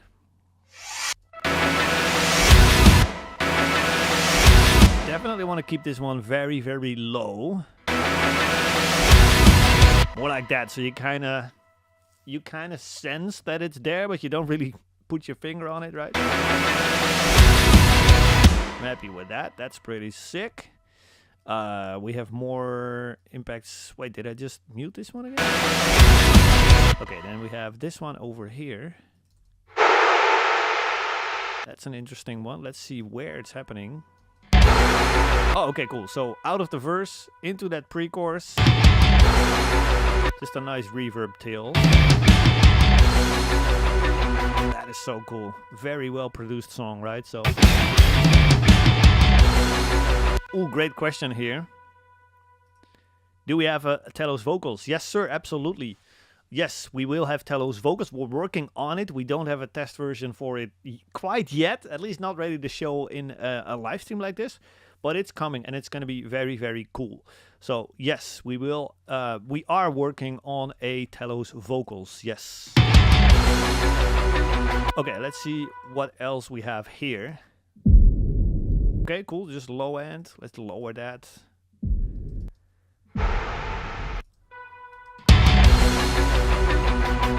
That's totally cool. Just keep it kind of low in volume there.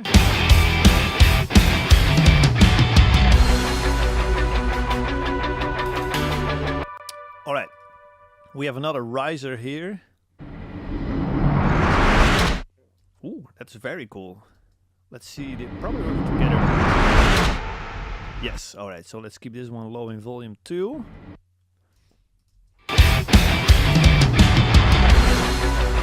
Alright, so these are definitely meant to kind of be working together, so let's just put them right next to each other.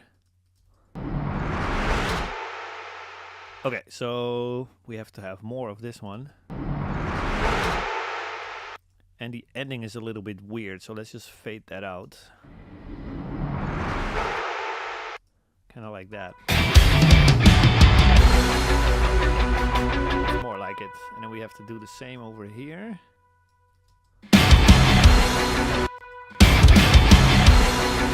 Very cool. I love these little sounds there. We had this one. Oh yeah, we already mixed that one in. Very cool. We have a couple of these over here. Probably have them louder over here. Yeah, kind of like that. Just kind of emphasizing that first hit there. Very nice. And then we have a reversed cymbal.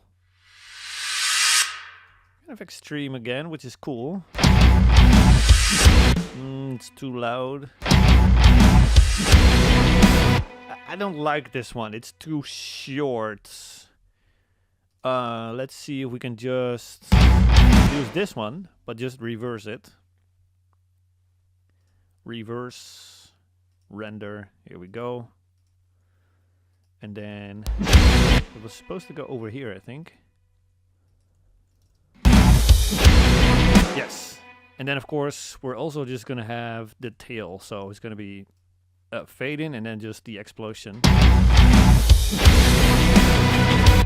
That is kind of cool, but maybe we need more like that.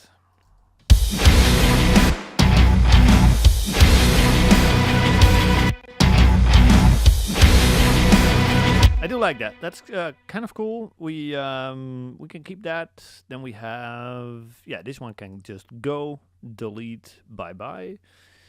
We have this riser over here. Let's see what this is all about. Ooh, that is a very cool one again. Let's see where that's happening. Right before the chorus. Okay, cool. Very nice. I'm also probably gonna add my own riser sample to that as well, which is this one where, let me see. Swell, here we go.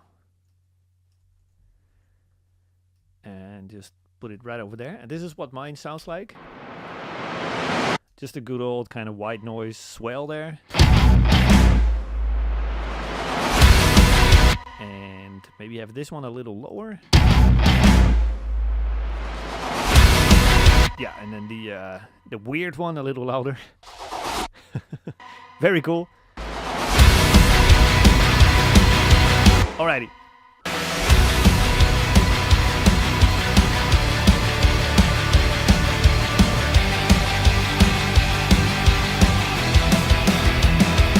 I definitely want a little bit more rhythm guitars in the mix here.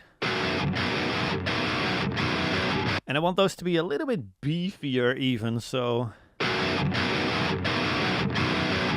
just pushing the low mids to the max here.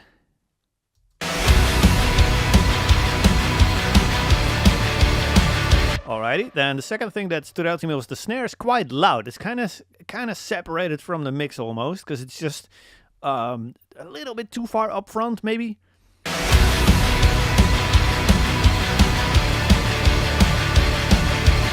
Okay, I dig it like that, just a little bit better, and then the kick has a little bit of like what is it, like a 4K kind of annoying-y sound. So let's see if we can smooth that out just a little bit.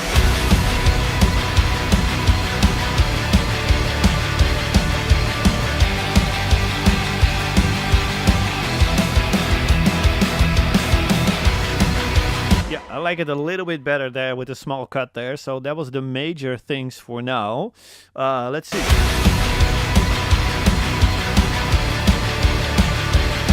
Other than that, I'm pretty happy with what we've got here. So that means that we can move over to dialing in our mix bus stuff. So let's just bypass all of this and start with my compression. My go-to preset here. It's already doing compression here, so it's probably quite loud. But again, I'm just doing that because the live stream software just gives me a very low signal. So let's see. It's the Hard Rock Punch Glue preset, by the way. I've been using this for years. It's my favorite mix bus compression preset.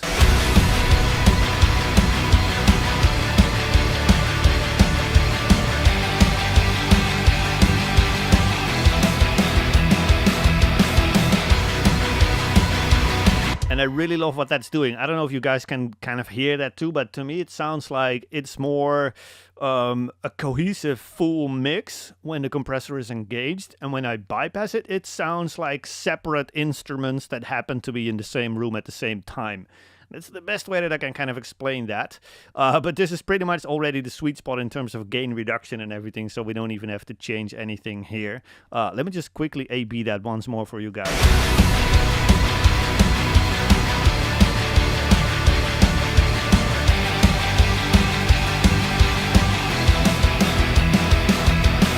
Yeah, hopefully you guys can hear that too. It's like it just doesn't sound as connected when the compressor is bypassed. So that's one thing. Then the other thing is I really like a little bit of a top end shelf here from this Mag.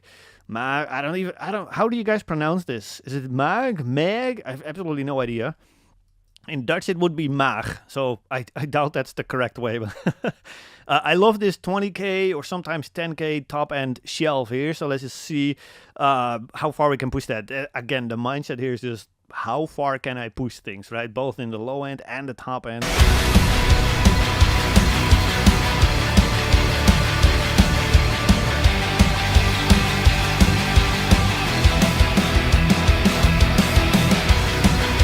So we don't need to do a ton here, just adding a little bit of like a top end shelf kind of shine polish to the mix here. These are all things that are kind of like 1%, but if you bypass the entire chain, it's gonna kind of add up eventually. So then the next step is just a little bit of low, low multiband compression. So low, low end and low mids. Here we go.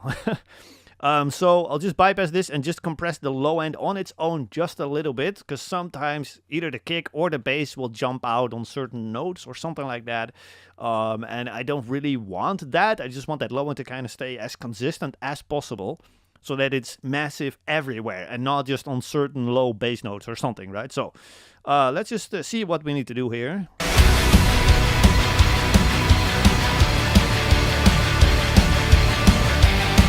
So this sub-low band, this is mostly reacting to the kick drum, right? So you can see that pumping up and down here.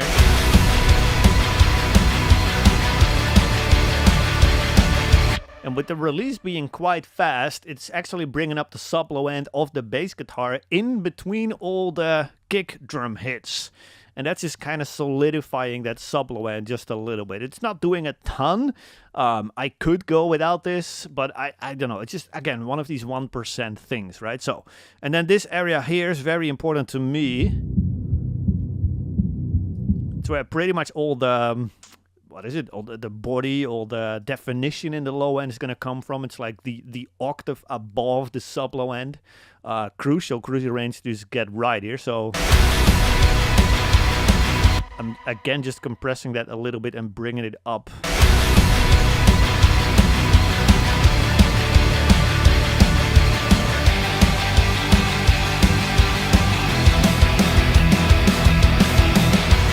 So we're not only getting a little bit more low end, but also just more solid low end. That's just not jumping. The bass guitar just seems to take a little bit of a step forward in the low end here, which is what I'm looking for. And it's just more stable, more consistent, right? So a lot of benefits here from a simple thing here. Let's go with this. We don't even need to EQ anything here. It's just on here in case I want to do something, but right now I just don't. Let's see. And I think now we're pretty much done here with the mix bus chain.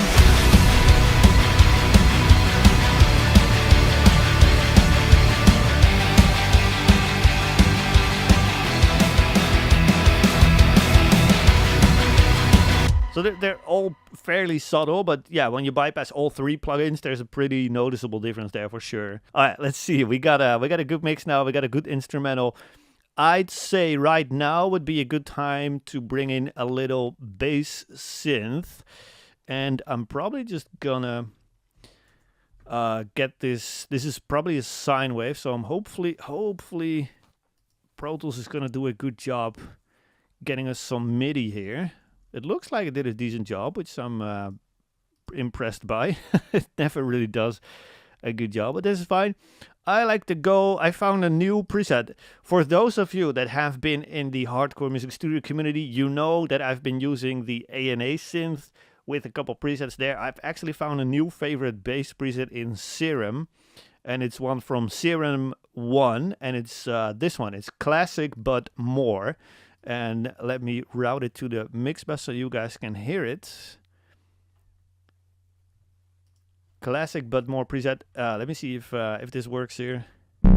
Yeah, okay, so it might be going an octave higher actually, because it's quite low now. But yeah, it's a very like techno kind of bass synth, I guess. But it seems to be working really well in combination with a bass guitar. So yeah, it's at B0, so let's probably move that to B. Yeah, that's too low. That's way too low. We need that an octave higher. Well, there's no definition here, right? So B1. Here we go. And I probably just want to have it kind of pulsing. So more like that. It's not perfect yet.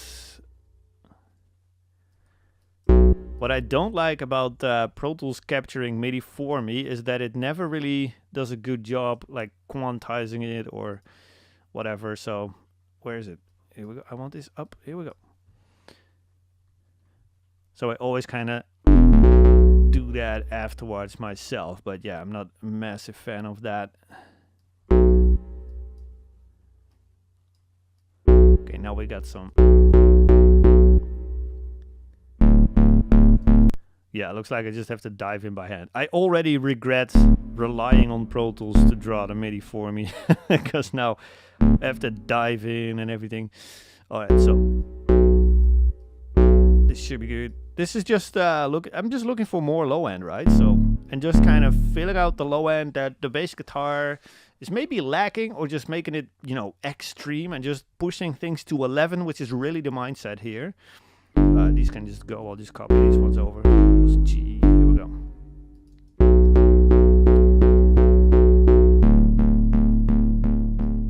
And then with the bass guitar.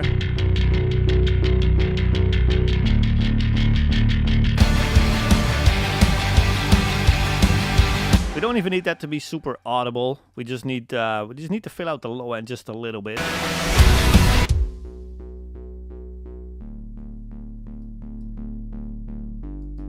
And then more here.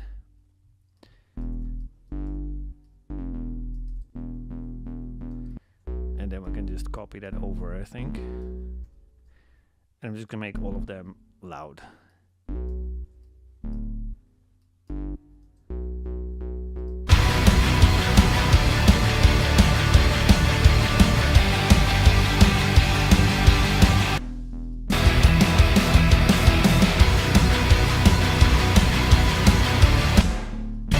Yeah, it's not even doing that much, as you can hear. It's just kind of filling out that low end just a little bit.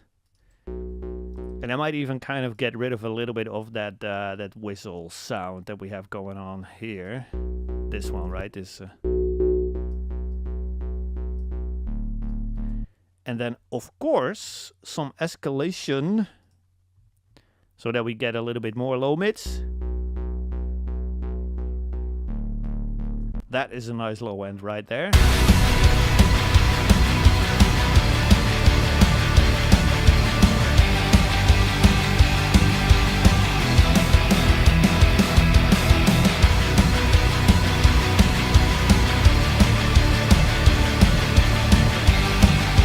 Alright, and then this one can go.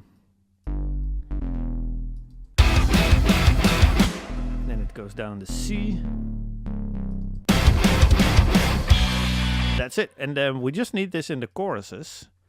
So I'm just going to copy this over to the choruses, which would be over here.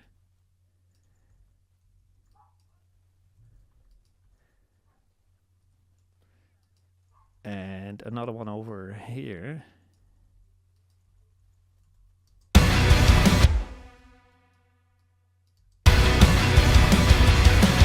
All right, very cool. Let's see. We're probably okay here with that low end.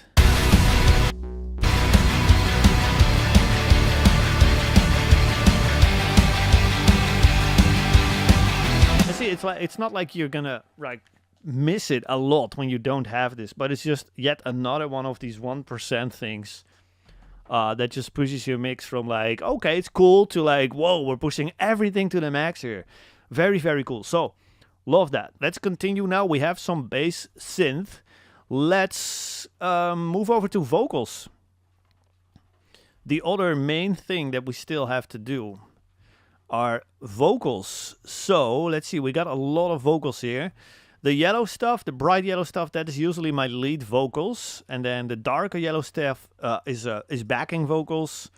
And then the orange stuff is more like vocal effects, and it goes for that stuff too. This is more bridge, and then we have even more vocal effects over here. So there's a lot of vocals here that need treatment. So let's just get started. And again, I'm just gonna start in solo with this one. I got this. Let's see why we don't have any audio yet. I got this, girl. It's going straight to the oh, here we go. This should be good. I got this, girl. Interesting. Let's see. Alright, let's start. The first plugin in the chain for me is usually a distressor if it's not been compressed on the way in. But it looks like these are actually a little bit compressed on the way in, but I don't care. I just like that little bit of character from the distressor first up in the chain. Attack between 4 and 5. Release between 3 and 2, and then ratio 6 to 1.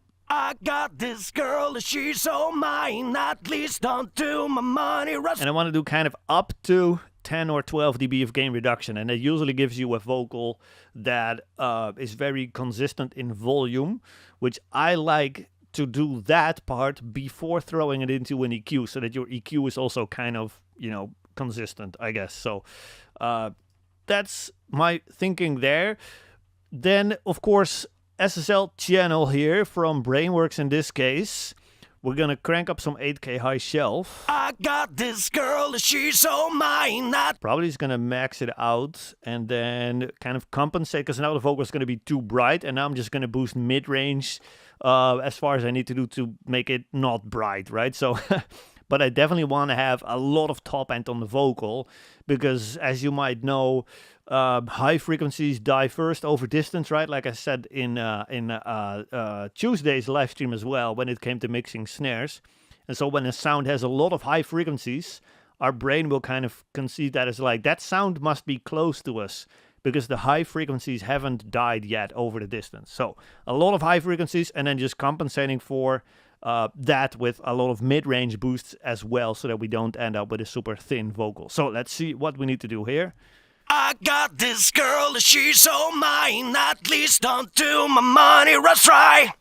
It's getting loud for sure, so let's maybe get the output down a little bit. I got this girl, she's so mine. I got this girl, she's so mine. At least don't do my money rush right. Alright, so that is a starting point there. I'm not sure if I want to max out the 8K, because it does get a little bit too bright maybe. I got this girl, she's so mine. We might have to kind of check that once we put it in context of the full mix.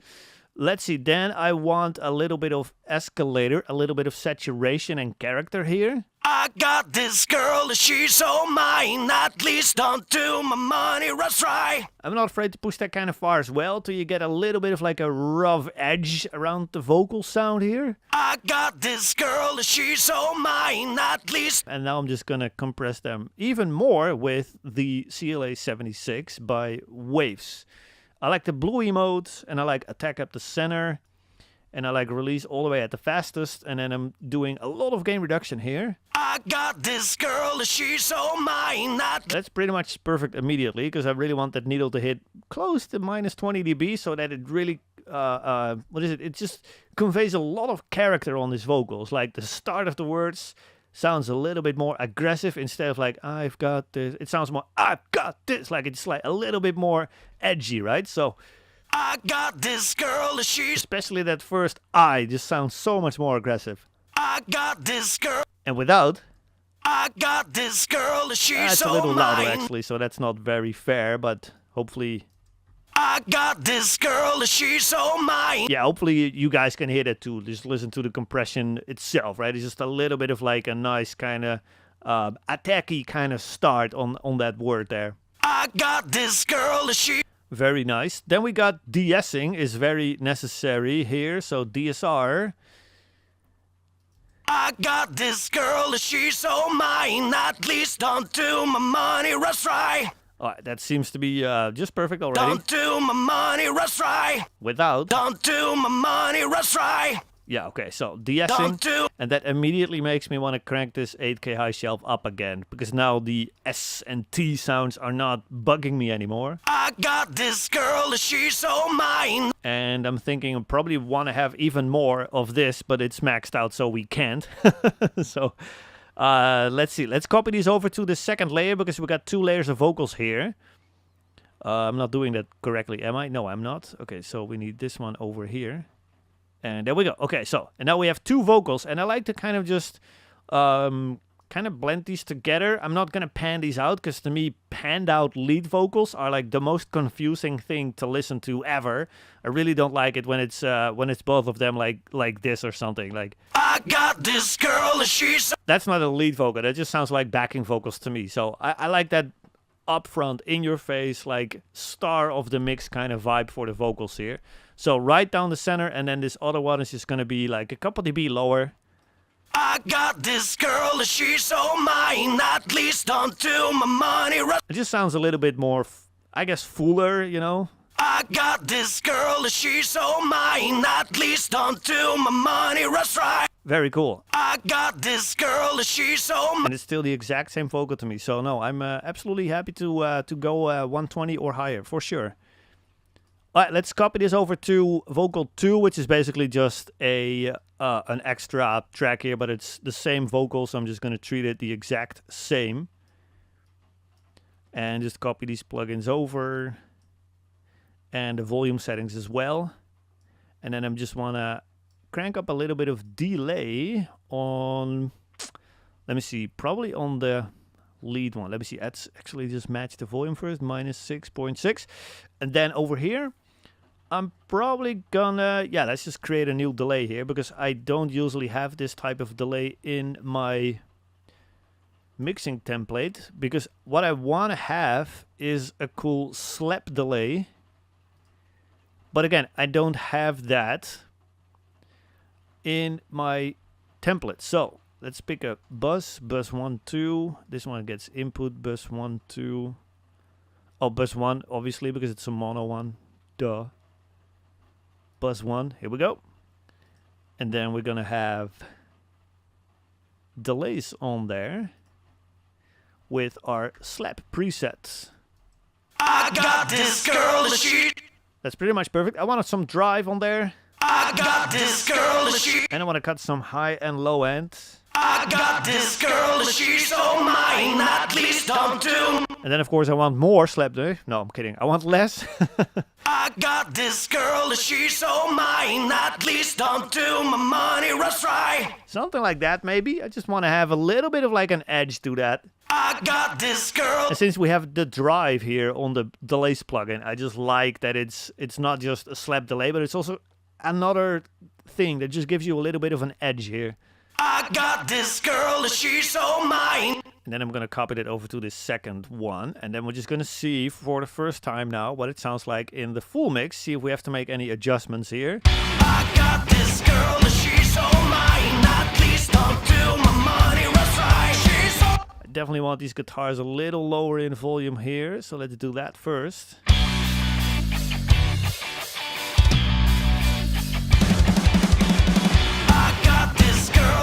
And then the vocal can come down in volume a little bit as well.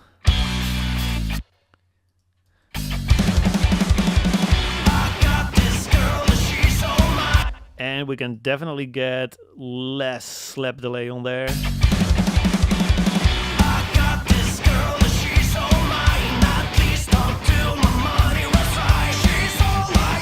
And I'll copy that over to this one. And then we're just going to have our regular Black Salt Audio delay on there as well.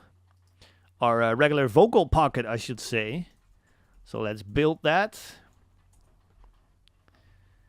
Vocal pocket delay is just going to be good old vocal pocket delay, obviously. I'll just mute the slap delay for a second here, see what the vocal pocket sounds on its own. I got this girl. So it's just a stereo kind of delay. One repetition. I don't even want feedback there. I got this girl, she's so mine.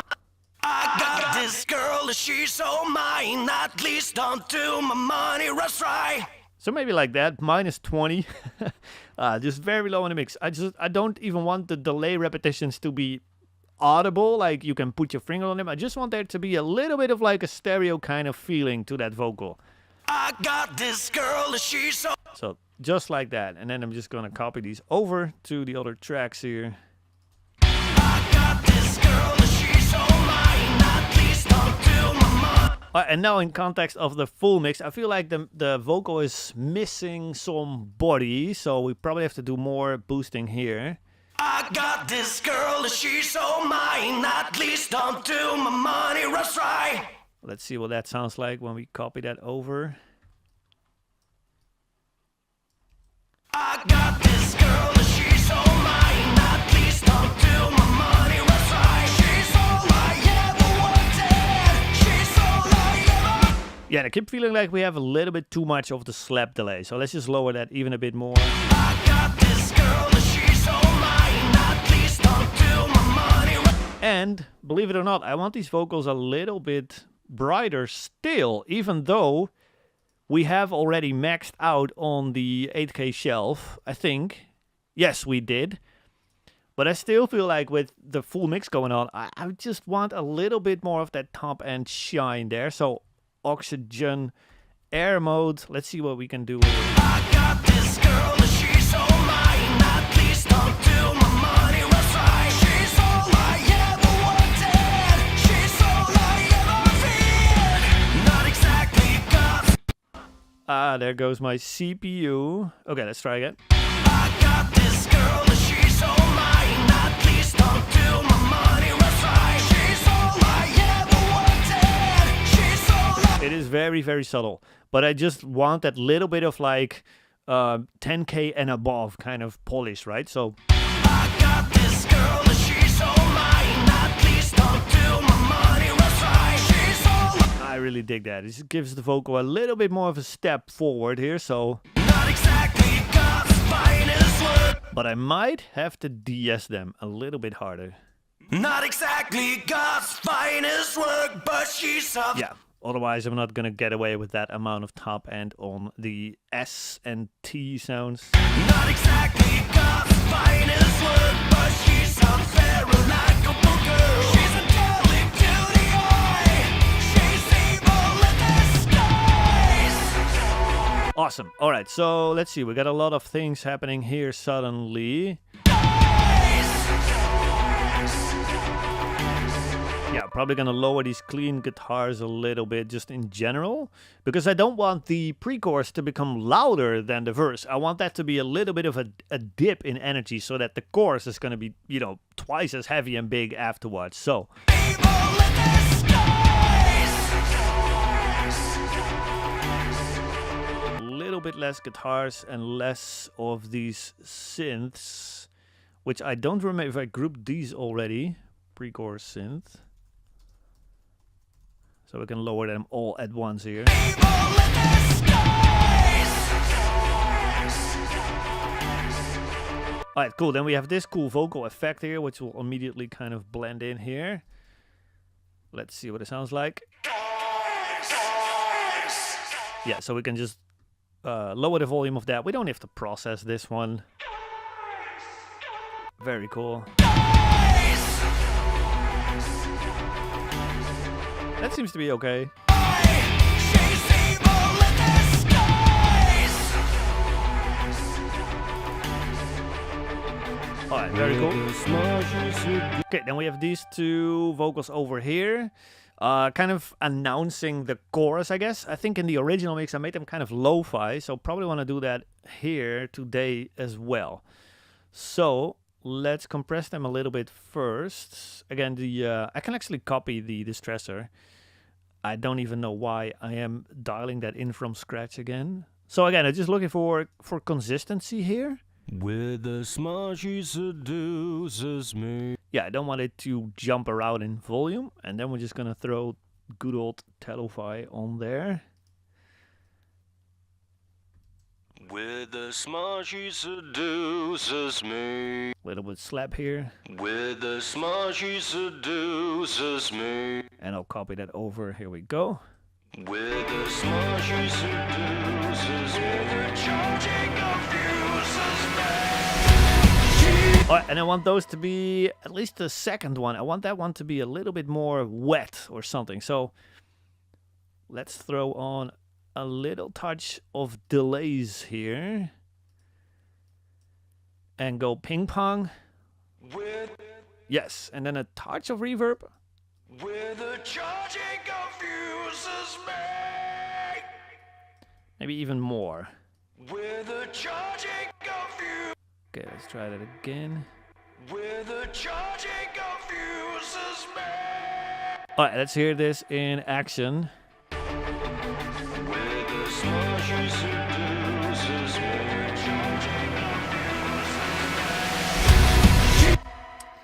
Alright, let's continue. Vocal mixing here. This seems to be a good introduction to the chorus here, and then we should probably work on our chorus vocals next. And actually, I'm still not very stoked on what this section is sounding like right now. Those are fine. But I want more of perhaps this one.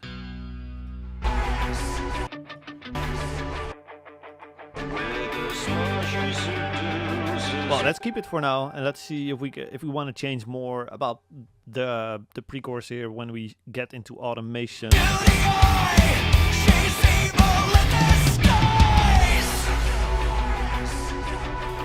No, I start to think that lowering the synths was just not the right decision here.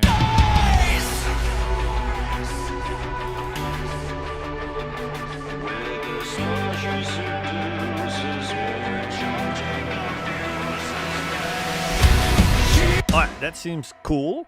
Then we go to our chorus vocals, and first I'm gonna mute these extra layers that we have here, and I'm just gonna work on the lead vocal for the chorus because we haven't mixed that one yet. So I'm thinking a starting point is just gonna be to duplicate all the plugins again that we have on the verse lead, and I'm not gonna duplicate the slap delay, of course.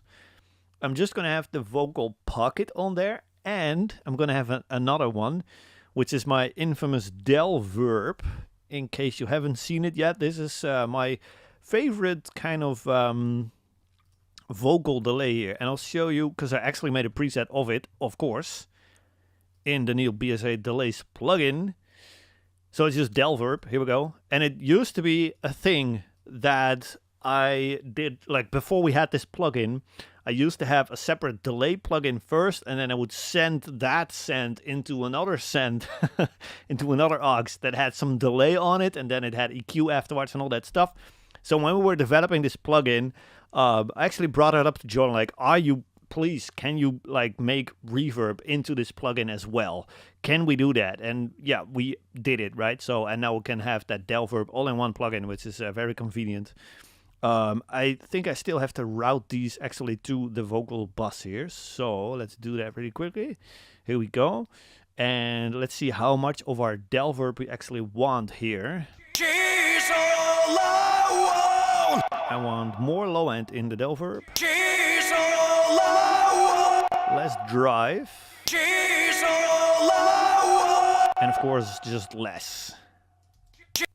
She's all I want. Could I ever ask her more? I never felt. Let's start with that. It sounds like a lot in solo, but as soon as we bring all the guitars, the drums, everything else in, the reverbs and the room sounds and all that stuff is the first stuff that's gonna disappear. So we'll probably have to raise this. She's all I want. Could I ever ask her more? I never felt this way before. She's all I fear. All right, very cool. And other than that, I just want that the chorus vocal to have just a little bit more body. And what is it? Well, I guess just body is the only right word here, than the verse vocals, so that it just stands out even a bit more, right? Just because the vocal is a little bit bigger. So She's all I want. Could I ever ask her more? I'm gonna boost everything that is not the top end just a little bit more here. So a super wide bell boost there. She's all I want. And then we can lower the del verb a little bit. She's all I want. Could I ever ask her more? I never felt this way before. And the volume can go down just a touch, because She's all I want. that's okay for now.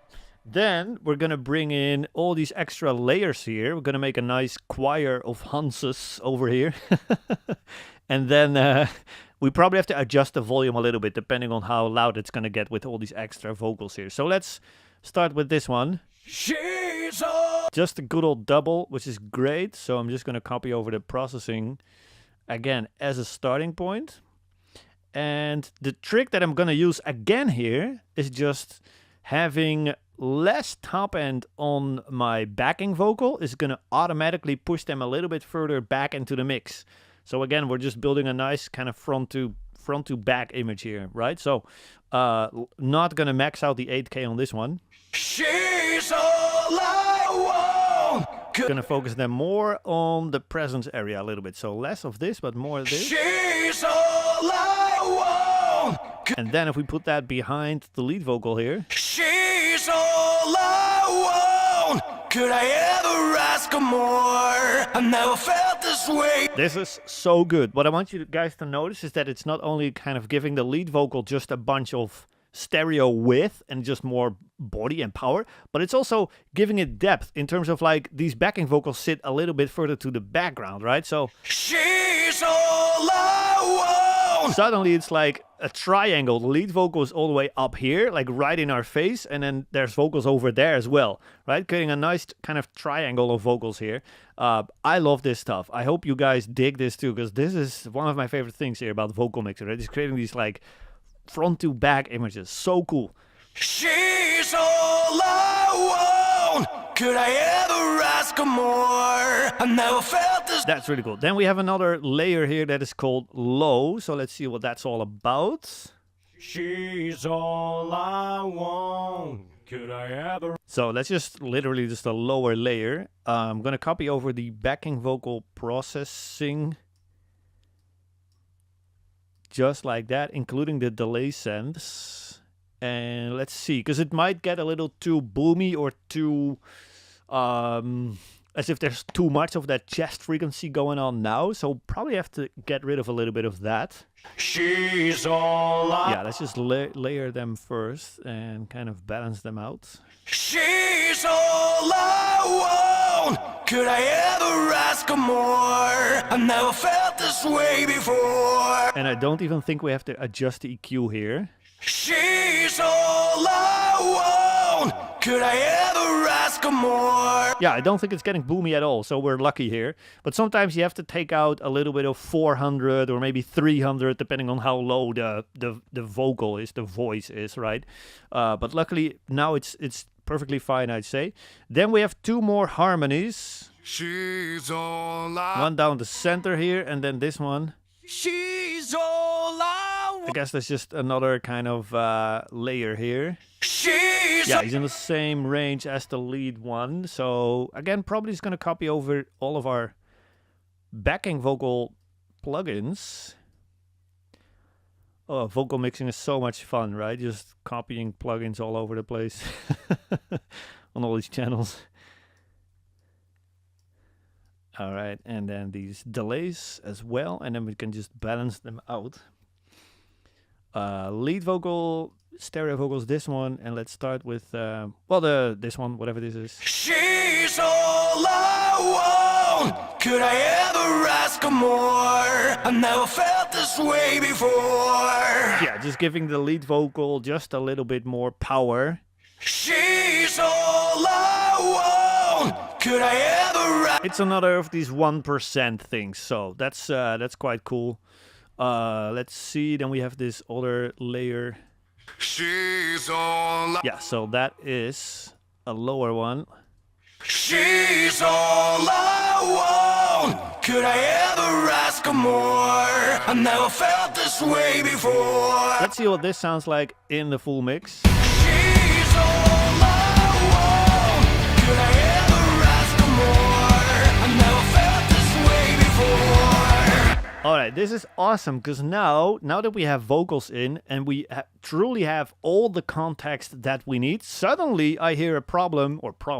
I hear something in the bass that I want to fix, which is something that hasn't occurred to me yet. But now that we have all the vocals in and we really have a full song here, it's like, whoa, actually, the bass is eating up a little bit too much space in the lower mids here. She's all I want. Could I ever ask her more? I never felt this way before. And there we go. It was a little bit too much 200 there, and now it is fixed. So that's always so amazing to me as well. Like as soon as you have more context, other things are gonna stand out. And so I really want to use that to my advantage, right? And like I said before, just build that static mix, that full mix of like the full band as quickly as I can in 1 hour, if that. Of course, when I'm explaining everything, it's gonna take twice as long. But when I'm just mixing for clients, that whole session of this past Tuesday, in real time, that will be a 1 hour thing or something. And then we get in the vocals, and then we have all the context, and then we can really make some, you know, adjustments and kind of fine tweak and kind of really finally kind of realize how things are working together in context of the full mix, make adjustments, all these things. So She's all I want. Could I ever ask for more? I never felt this way before. She's all, just lowering the bass a bit in volume as well. she's all I want. Maybe even a tiny bit less of that sub-low end on the kick here. She's all I want.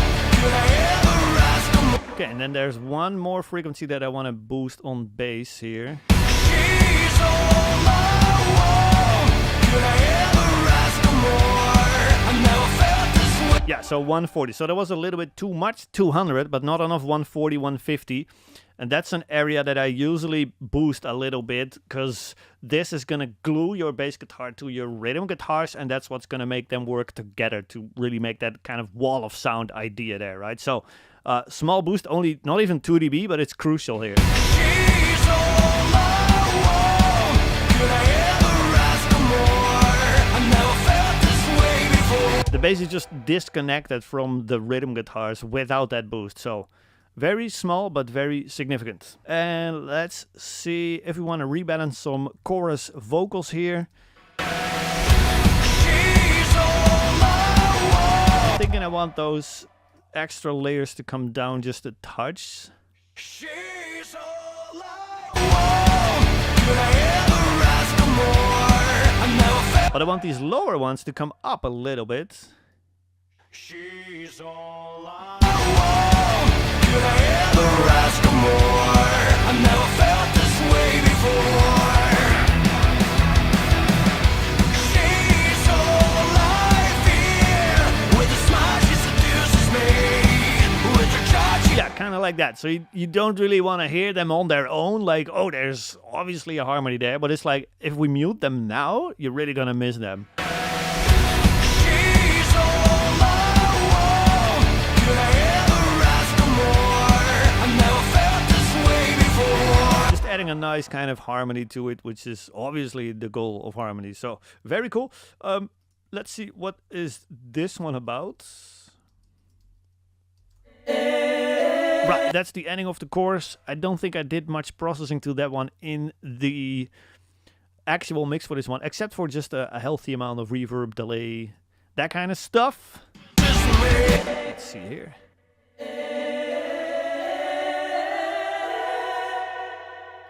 Okay, that's cool. And then let's balance this out. God, she confuses me.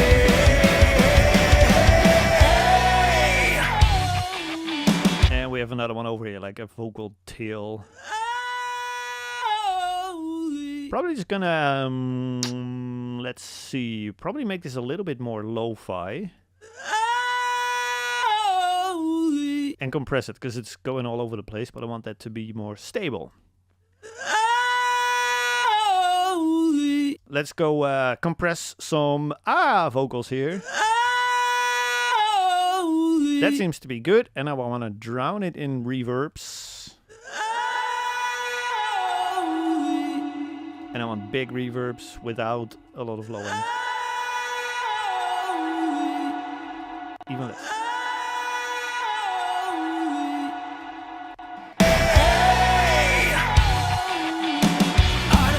Alright, let's see. I'm not quite happy yet.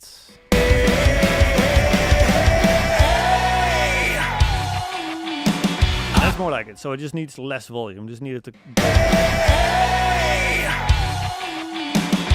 Yeah, that is pretty cool. Maybe even a bit more size again then. Yeah, I just don't want this one to take up a ton of attention here.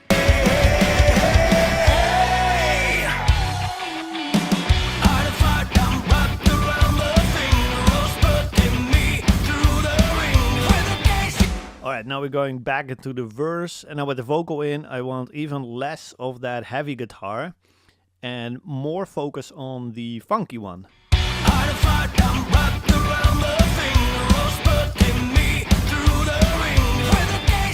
But even the funky one can come down in volume just a touch here. But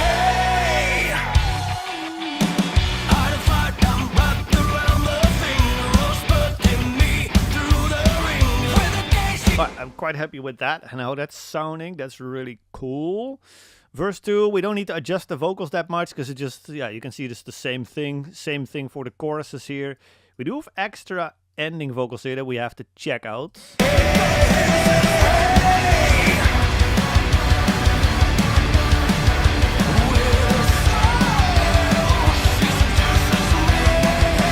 Okay, I'm probably just gonna copy this line over to this channel so that it's getting the same processing here.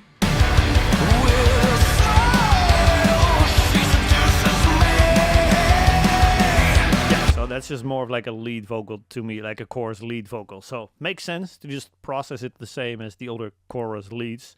And we can just keep this one over here. It's totally fine if it's there. And this one is, it's okay to keep that on the verse channel, which is slightly less loud because there's still this other scream going on, right? So God, she confuses me. To me, that sounds totally fine. To keep them pretty much as is right there. And let's see, then we have more bridgey vocals. What is this? Let's see. Oh, right. These are the extra kind of ambient vocals in the chorus 2 and 3, I think. Let's see. Yes, very cool. So, for starting point, I'm going to copy over more plugins. Like I said, guys, this is the fun, the fun part of mixing. Copying over vocal mix plugins. And then probably drown them in reverb as well, so that they kind of sit back. First up, just good old vocal pocket.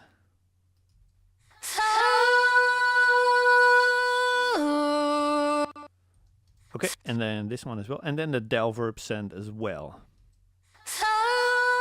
But I want that del verb to be super overboard.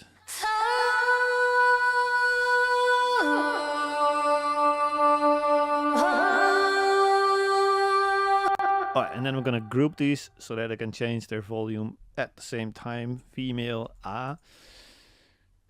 Oops, I need to lower this one first, and there we go. Okay. And now let's balance this out in the full mix.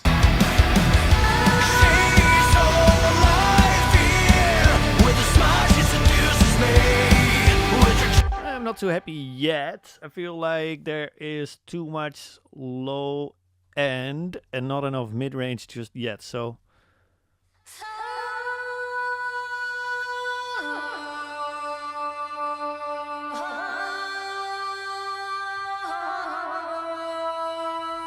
too much low end and not enough presence and mid-range. And now we fixed that. Let's see what it sounds like now.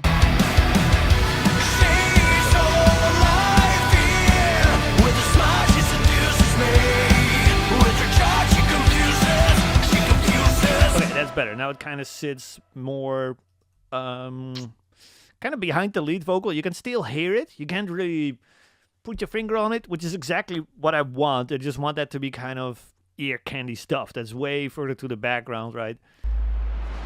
She's all I want.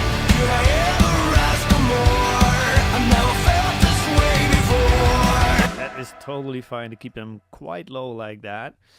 I love that. Let's see what else we got here. We got another cool vocal effect, it seems like. Oh yeah, that's the same one as in the first one.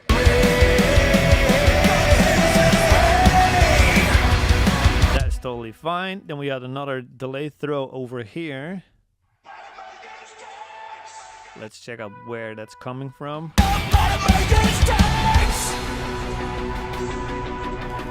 You don't even have to change that, just gain it up a little bit.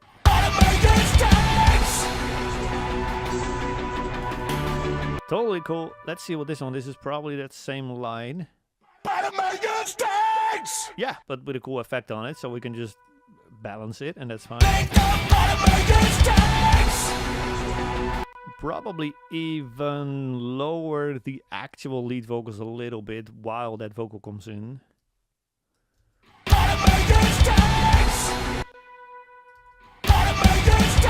I let this cool processed one take over.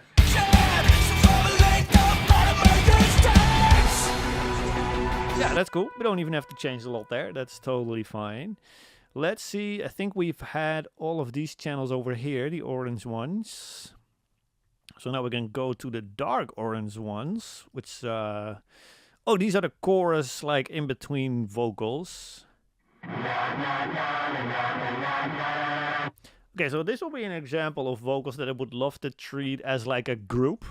Because I kind of like the sum of this, right? And I'm obviously not going to compress them, right? We don't need that. So I think I'm just going to route these to a new bus here and call these na-na-na, because that's what they are.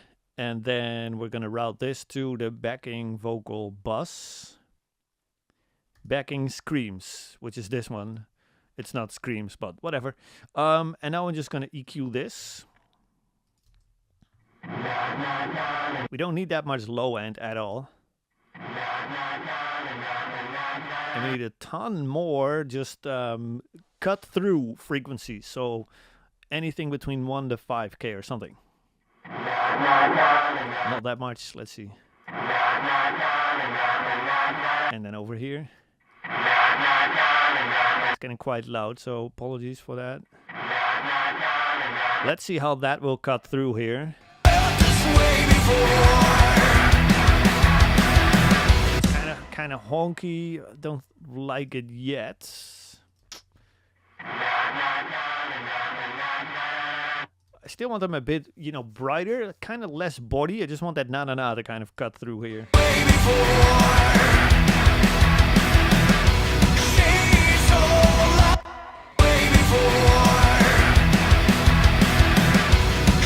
Alright, let's see.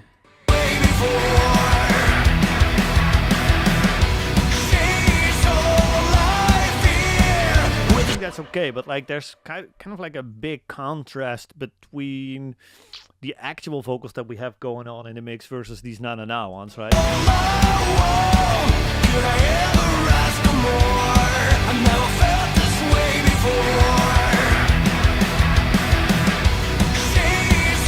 Yeah, maybe it's fine because it's you know, it's kind of meant to stand out a little bit, but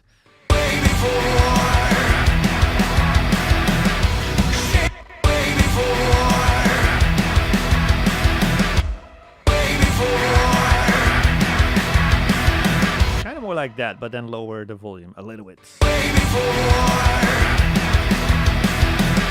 That's more like it. So still too much body and not enough mid-range there, so just cranking that up even more.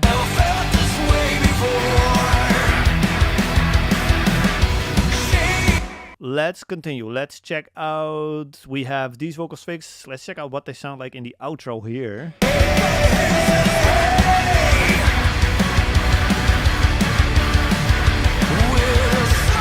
They sound fine, but I want a little bit more emphasis on the synth here. Yeah, that one, the techie techno synth.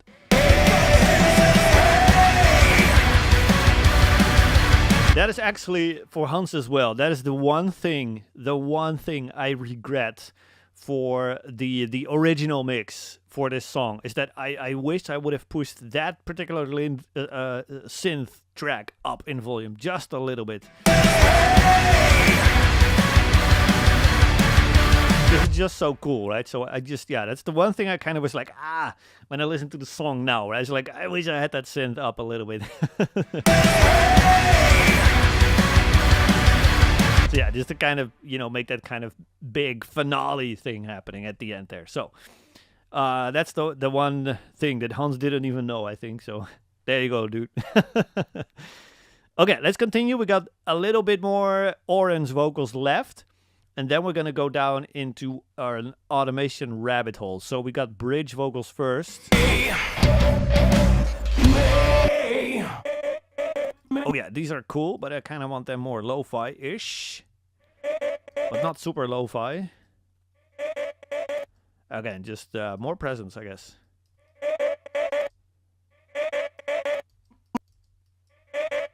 Pretty much like that, but yeah, maybe even less... There we go. And what is this? Okay, this is reverb, I guess, for this one.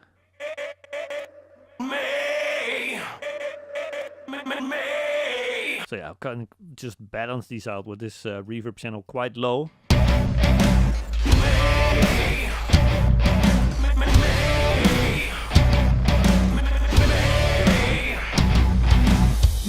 Okay, pretty cool. Then I think that's fine for now. Let's see.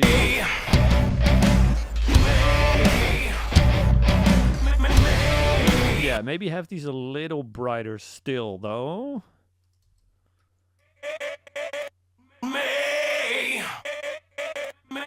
I like that.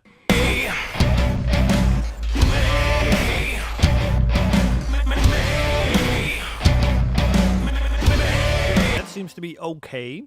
Now we have these two over here. Let's see what this is. Okay, so this is bridge main, so I like that to be on top. Okay, so the higher one is the main one. I'm probably just gonna copy over the verse vocal channel processing. More copying. So let's bring the channel down so it's easy. Here we go. See what this will sound like. Oh, I don't need the slap delay. Bye-bye. And let's bring this channel back where it belongs, which is here. Let's see how this sounds like on the bridge vocal. Actually, I do want the slap, because it's cool.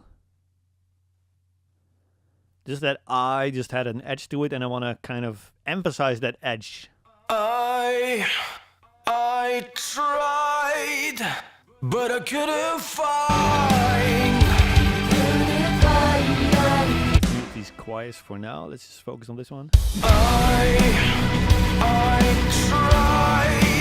Yeah, and just copy this over to the harmony as well, including the slap delay, and then just balance them out. I tried, but I couldn't find. Okay, and then we have the choir here. He couldn't find. Let's see. He couldn't find. A low one. What else is this? He couldn't find. That to me seems the lead one, I guess, for this little choir. So I'm just gonna copy over the backing vocal processing. Surprise, surprise. Let's bring a channel down actually again. And I'm just gonna copy that over to all of these channels.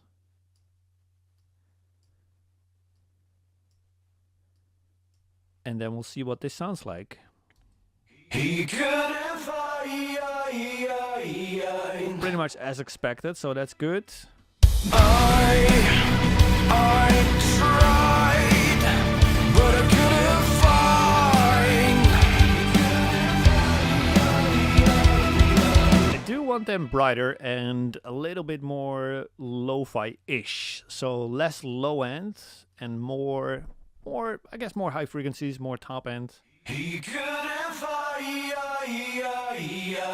Let's try that. Yeah, so I don't really want those to be like massive, huge. I just want them to be a little lo-fi-ish. I want them to be, I don't know, just smaller, if that makes any sense. And let's copy them over to the other channels. And it will, again, just gives us a starting point from which we can work. And that's another thing that I really like to do, right? With these just copying over stuff, and it's like, how do you know it's gonna work, and why do you copy so much? And these are kind of like common questions I get. And it's like, I copy a lot of these things here simply just to give me a starting point ASAP that sounds mixed, right? That sounds at least in the ballpark, and that will immediately spark something in me of like, yeah, just a little bit more lo-fi, but at least with that, you know, somewhat processed, somewhat mixed sound, you just kind of allow you to get in that creative flow a lot more, instead of just being focused on like, oh, I have to dial in a new distressor and a new escalator and a new SSL channel individually on every single channel, right? So you're constantly working on that tech stuff, which is not interesting at all. At least not to me, right? I just want to have a starting point ASAP. So copy, copy, copy, copy, paste, boom. starting point and then spark a new idea and immediately get into that creative flow. So hopefully that makes sense. So that's why you see me copying as much of these things as possible, just to shortcut it, right? So okay, this female is definitely too bright, so we don't need that 8K there. And then we have this lower one.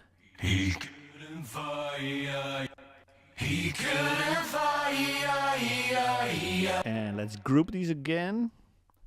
Let's call it he couldn't find. So let's call him find.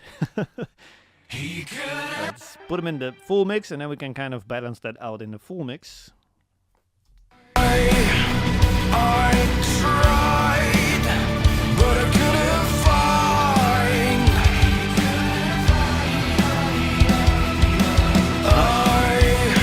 I tried, but I couldn't write.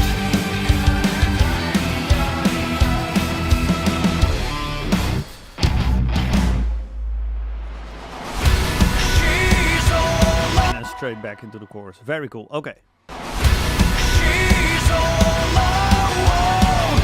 Could I ever ask for more? Probably want these backing vocals. Actually, let me put this channel back where it belongs. Can probably have these backing vocals just a little louder in all choruses. She's all I want. Could I ever ask for more? I never felt this way before. She's all I fear. With a smile she seduces me. I never felt this way before. She's all I fear. With a I love how those female vocals kind of creeped up on me again, right? It's like I wasn't expecting them, but you can still kind of hear them. You can hear that there's something going on in the background. That's cool, but She's all I fear. they don't distract, right? So that's really cool. I really like those. Maybe lower them even a little bit more, half a dB more. But now we have pretty much mixed all vocals, and we got pretty much everything the way I kind of like it to sound. So this will be a great point to kind of do a light bit of referencing against something that I like. See where we're at, especially in the low end a little bit, and the vocal levels, etc. That kind of stuff. That's what I'm going to be listening for. And then after that, we're just going to do automation. If all of that makes sense, then I think we're good to just continue and just hit play from pretty much the start of the song. See if we're kind of happy with the balance that we have pretty much everywhere. Make any adjustments. And right from the start, I want to make an adjustment because those funky guitars sound a little bit too, like, too mid-rangey, too bright-ish.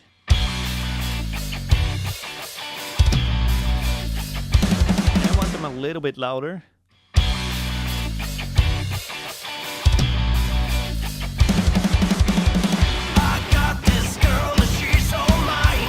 Maybe even have them a little bit more full sounding. So lower the...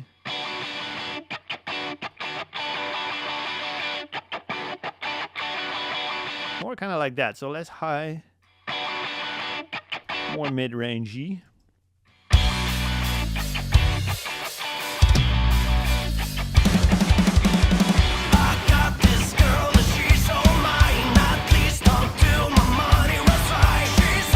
I do think that the vocal has a little bit too much slap delay now. I got this girl, she's so mine, at least don't do. Even a little bit less, and a little bit less of the stereo delay. So just a little drier.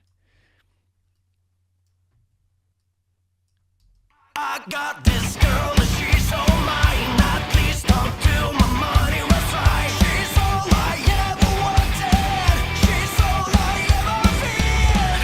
Not exactly God's finest look, but she's a very like. And I want to give them a little bit more body, but let's actually go to the bass here, so that we have all vocals at once.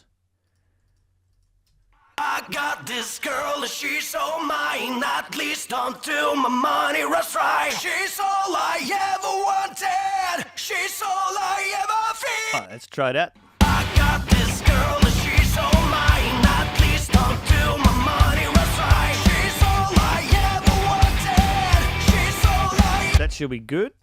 She's all I ever wanted. She's all I ever feared. Not exactly God's finest work, but she's unfair and likable girl. She's angelic to the eye. She's evil in disguise. These toms are quite loud. They can also come down in volume just a touch there. She's evil in disguise. Yeah, maybe they can be a bit brighter actually. Probably not gonna happen on the Telos one, so we have to go with Oxygen. Beautiful. Just felt like they were not really cutting through, but also they were too loud, like at the same time, right?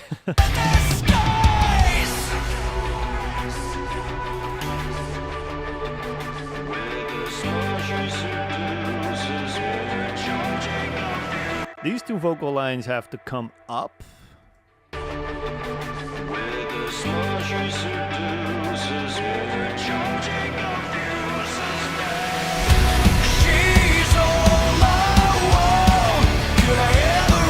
Oh, and then the chorus vocal feels great, but it does feel a little dry or something. So it kind of sticks out for some reason. So let's give it a little bit more of my classic Delverb.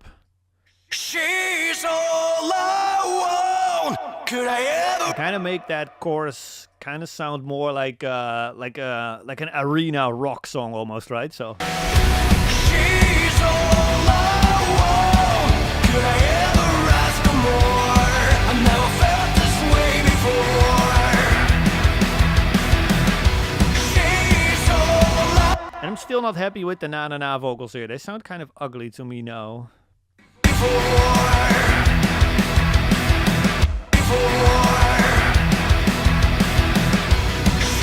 little better. I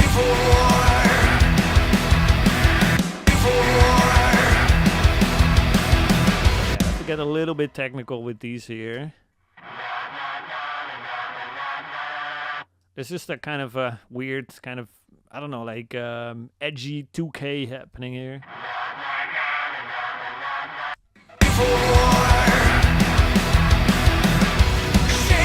That's a little more comfortable, I'd say.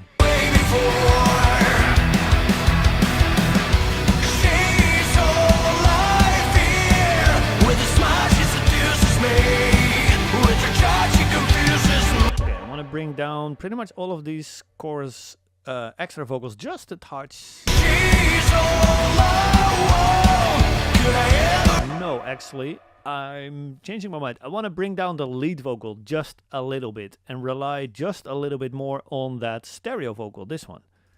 She's all I want. Could I ever ask for more? I never felt this way before.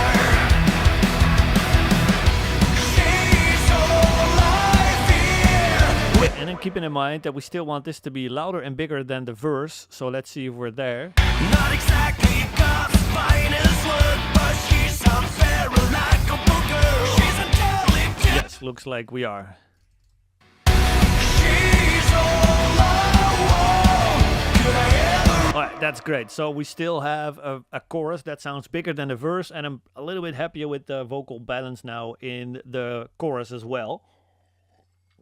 So I'd say right now is a good point to start some automation. All right, cool. Let's get this song done, guys. Let's dive into automation now and really try to get even a bit more movement and excitement, etc. in this song here. Starting with kick. That's my favorite part to start with automation here. Here we go. So I'm just lowering them a little bit over here. Actually, oh, that's the wrong channel. I need this one. This is all kicks. And the toms can come down here just a touch as well.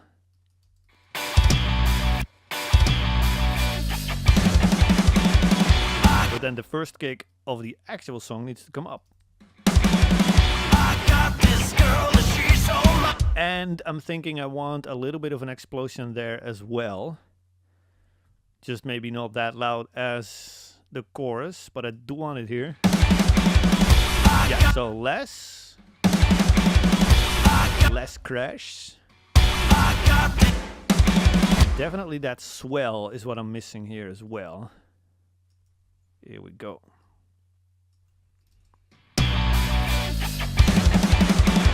Yeah, so more swell. And maybe even create the after swell, I guess. So let's reverse it. And that gives us the chance to do this. That's kind of cool, so let's try that.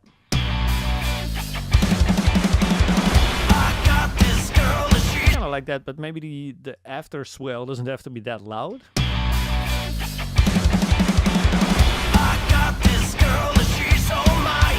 Okay, back to kick.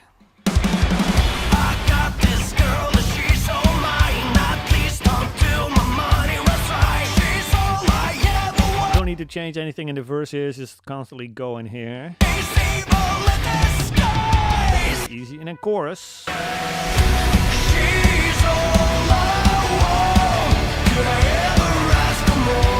Just bringing it up in total just a little bit, and then the first one is going to come up even an extra dB there. So that the chorus kind of starts on like a big kind of, you know, big kick. I love that, like punching the ones, I think is what it's called there.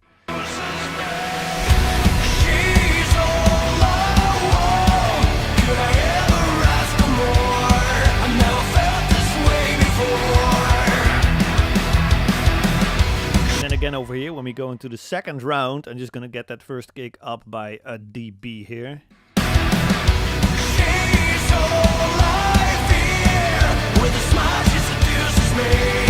That's pretty much it for the chorus.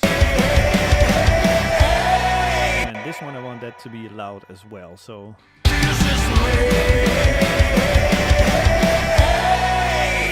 Yeah, so that's like a big conclusion, right? So this is like the end of the chorus, this big kick drum hit over there.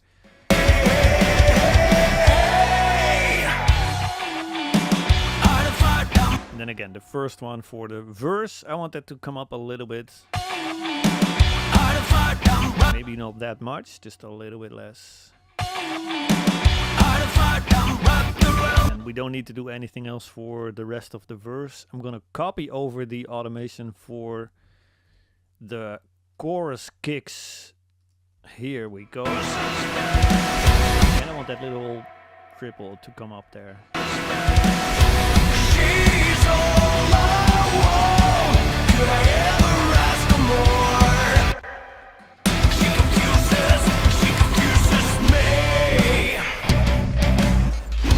Then the bridge, I want this kick to be quite massive as well.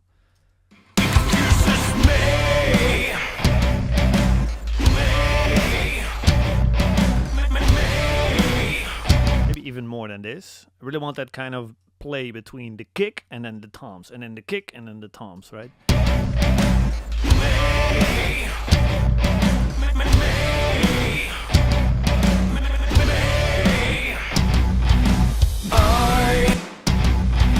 So these snares are super low in volume suddenly, so you have massive toms, ka dun dun ka, and then the snares are way too low here. That's kind of boring, so let's bring these up. That could be just the MIDI. That's actually full velocity there, so we just have to automate those up. And now that I'm hearing it, I'm just gonna go ahead and do that immediately, right? So, yeah, even more. More like it, right? So, kind of a nice ending to that first bridge section. I tried, but I couldn't find. Okay, and now that we are here, suddenly I'm annoyed by the bridge vocal. And this is actually, it looks like as if I'm jumping all over the place, right? Which is definitely true, but this is usually what automation looks like for me. It's like I focus on one thing, suddenly something jumps out that I didn't notice before, and I tackled that immediately, right? Like while I hear that, I don't make a mental note of like, oh, I have to do that later or something. I just do it and then go back to whatever I was doing, right? Which in this case is the kick drum. But now this vocal line just stood out to me. It's like, yeah, it's too loud. I want that to be a little bit small on purpose again.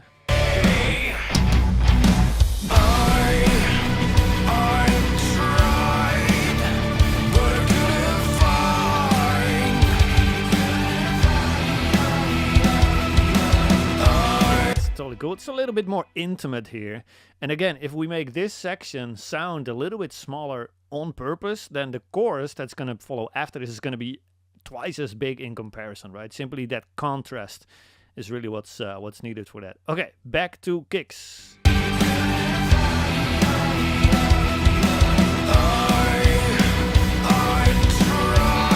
Maybe this one can come up just a little bit.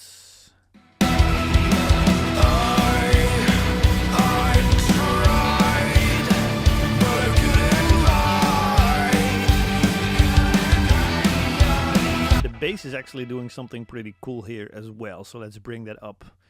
Again, now that I notice it, right?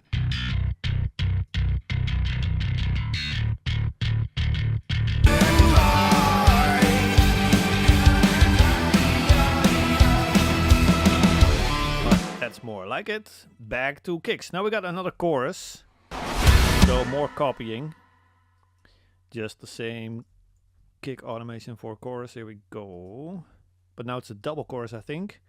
So we have to copy it again over there.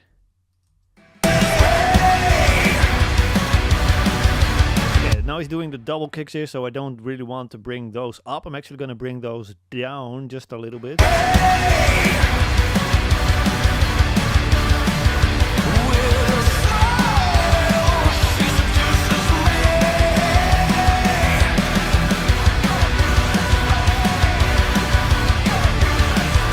Pretty good. Maybe I want to bring them down even a bit more.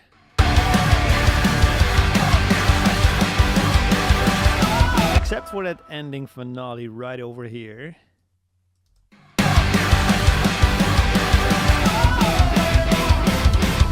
Yeah, and then especially these last four. Let's see over here. Those a little louder. Here we go. That is really the big finale there, but it cut it. You really want to emphasize that and just make that more energetic there. Okay, so that's our kick, pretty much done. Then we go to snare.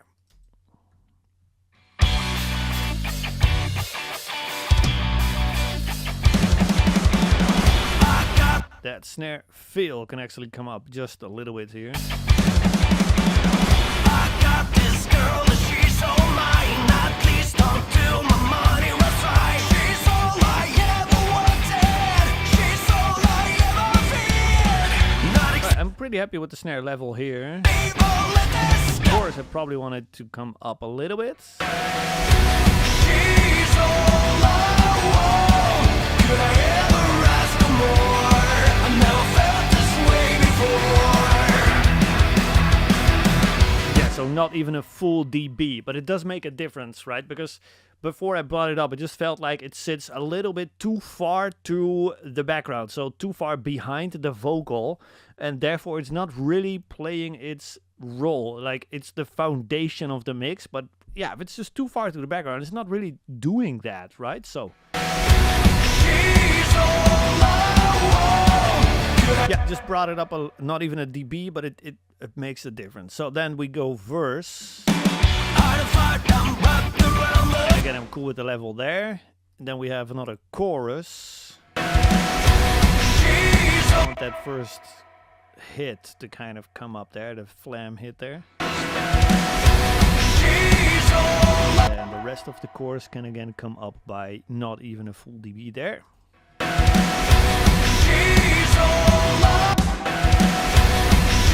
Yeah, even that flam it, I'm bringing it up even more and more because it's just awesome, right? So that is a total of, what is it, -6 versus -2.8. So that's 4 dB louder, 3 dB louder actually. So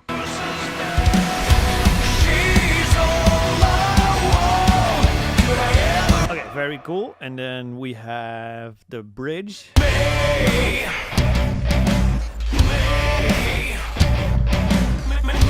bridge can be a little bit more drums heavy, like in general, because there's a lot of toms happening as well over here.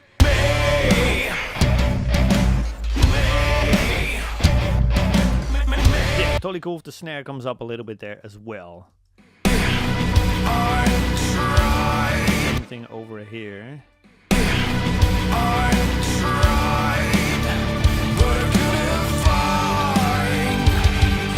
There's probably something else that we can bring up here. Maybe some synthesizers.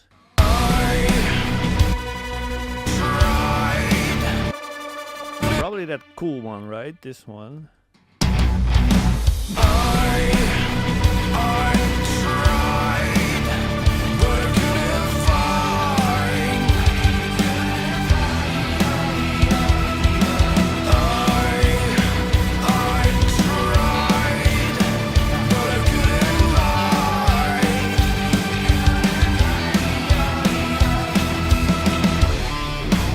That's pretty good. Then let's see, we go faster here. Feel pretty happy with the snare level there. Another snare that I really want to have a lot louder here. Yes, that's better. And then our regular outro volume, or sorry, chorus volume. And I want to check that outro, the faster section here.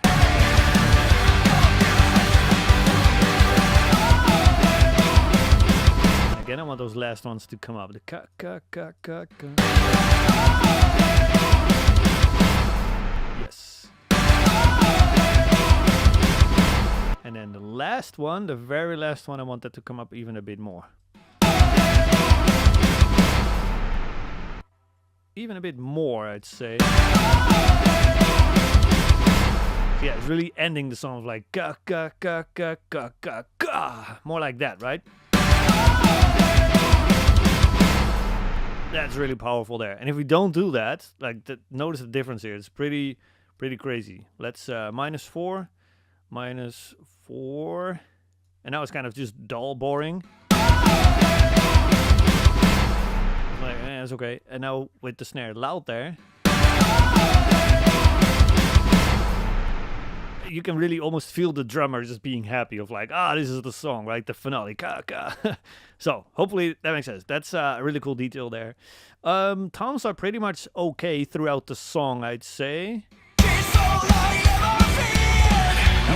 okay, maybe a little loud, but it's not too worrying. Let's check out what's happening here. A little bit too loud. More like it. The bridge, they can be loud here.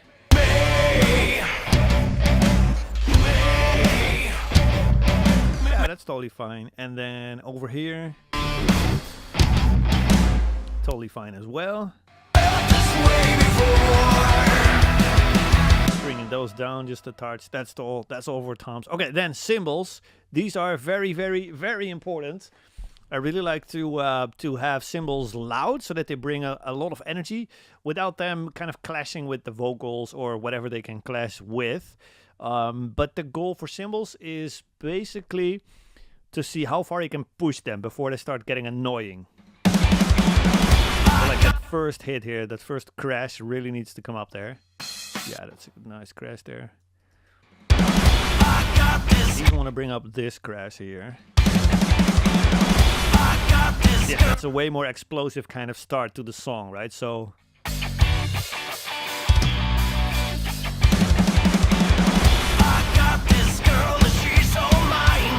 hi-hat levels totally fine here. More crashes which are barely audible. Let's see what we can do here. Yeah, it's like 2 crashes, both of them barely audible. Bring them up a lot. Not exactly. That first hi-hat, I want it to be normal volume again. So this section can come up still a bit more. She's all I ever feared. Not exactly God. Yeah, nice. So we finally hear the crashes now, and we don't have that hi-hat coming up super loud, right? So pretty good there. I ever feared. Not exactly God's finest. And then let's see here. Let the skies. Another crash that I want to come up there. Let the skies. Even more, please. Let the skies.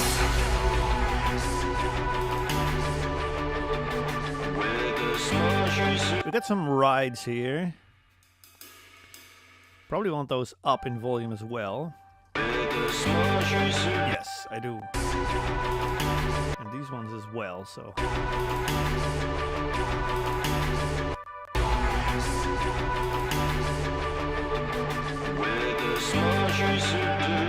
Okay, now we get to the chorus, which is the important part here.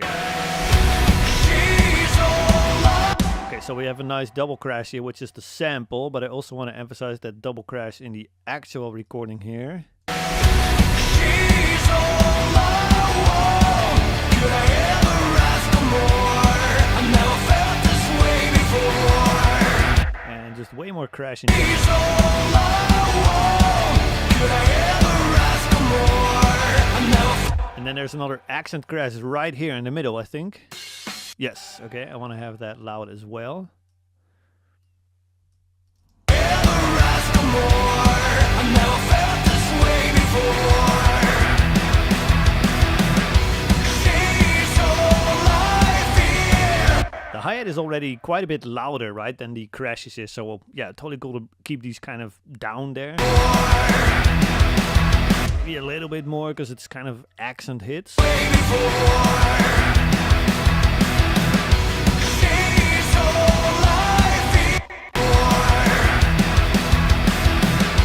that's more like it. And then over here as well.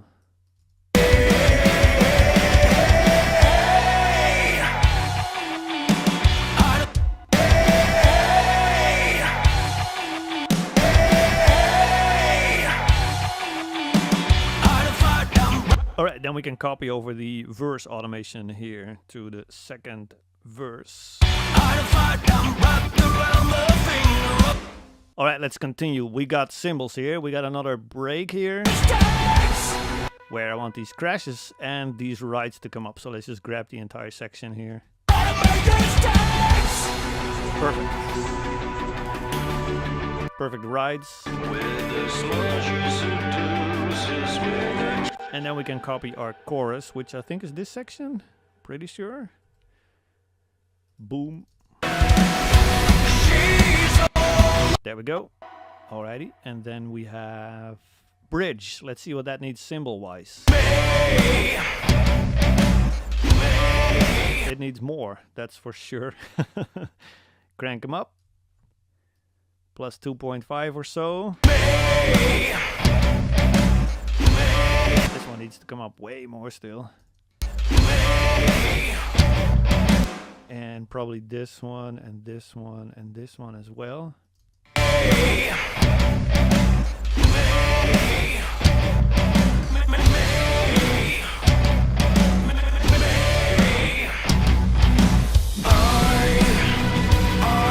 I don't even like this reversed cymbal here anymore. Yeah, I think we can get rid of that and just replace it with a swell like we have in the intro here. Probably like this better. Yes, and then the crash suddenly becomes way more explosive as well, which is way better. That's good, that's good. I like that. This one can come down a touch because it's too much now.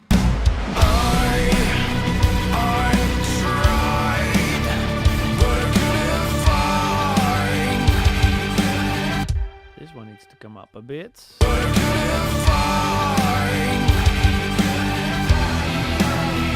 another crash. Aye.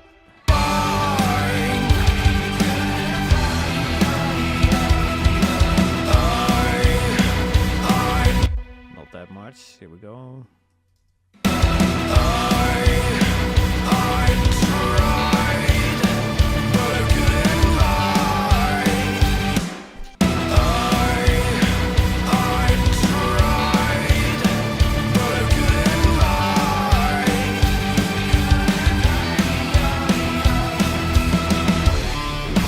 so just brought up the hi-hat a little bit in that bridge here.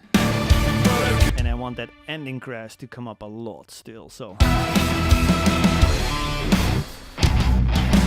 Okay, very cool. And then we have a chorus again, so we can copy the chorus automation at least as a starting point, because it's the big finale chorus, so we may have to make some adjustments here and maybe, you know, push it even further or let it take a step back or something, depending on what we feel like. Here we go. She's all I want.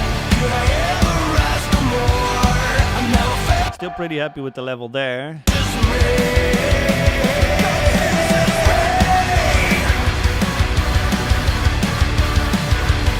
Okay, now we have a section here where there's not really any vocals happening, at least for a little while. And we can totally have the crash up in that little section even a bit more, so that we still keep high energy there, right? He confuses me.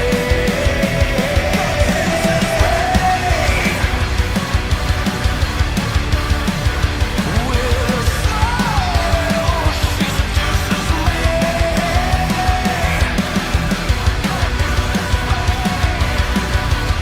There's actually more vocals here that we haven't touched yet, the confusing me ones, which are over here. There we go. So let's see what we need to do here. No, these are the ones. Here we go. Okay, I do like them. I just feel like they are a little bit too low mid-y.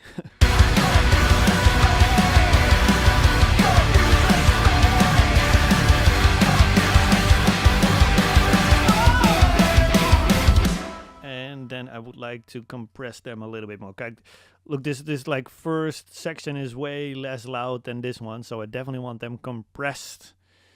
Here we go. Maybe even the CLA to follow up with that. Confuses me. Confuses. Yeah, that's better.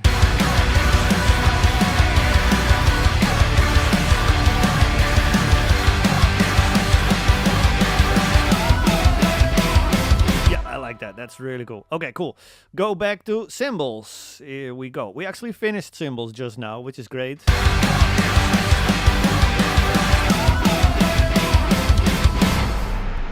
Awesome. All right, love that. Room mics, I think, are totally fine throughout the song. I don't always automate these. I think I don't feel the need to either push the room mics up in the verse or get them down or something here. I think they're pretty cool to keep them static as is. So let's move on. I don't need to automate this stuff. I just want that stuff to consistently hit hard pretty much everywhere, which is good. The bass synth is good. Bass guitar, let's see. I got this girl and she's so mine. I actually want just a little bit more mid-range on that bass here. At least until my money was right. She's all I ever wanted. She's all I ever feared. Not exactly. Because I feel like it just cuts through just a little bit easier, especially in the verse here. And then the chorus, we have to check whether we're still happy with that. She's all I want. Could I ever ask for more? I never felt this way before. She's all I fear. Yeah, pretty happy with bass there. Probably have that like big slide come up a little bit there. Yeah, it's just so cool. Probably same thing in the intro then though. Just get these slides up a little bit. Yes, maybe even more because they're so cool.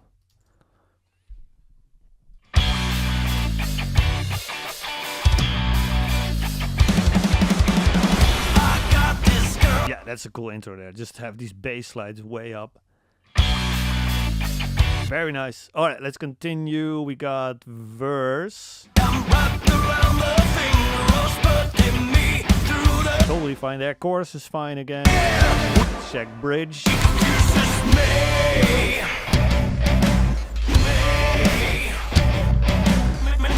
It's fine over here. Let's see.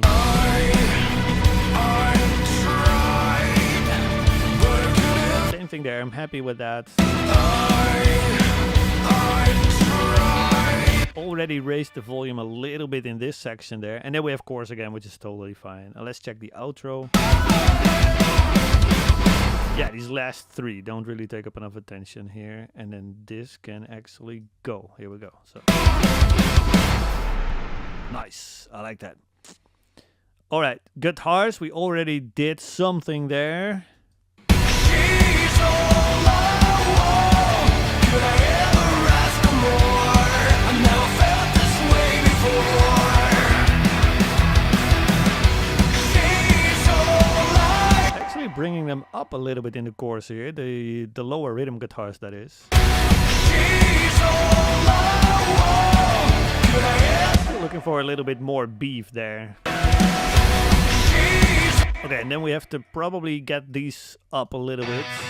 She's all I want. Could I ever ask for more? I've never felt this way before. That's more like it. Just a bit more wall of sound there, which is really cool. She confuses me. Guitars there are good. Let's see the second part here.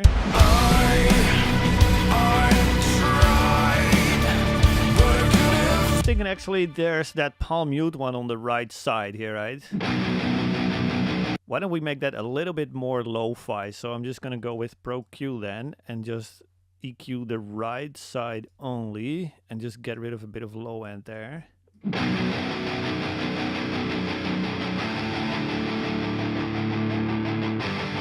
Maybe try that.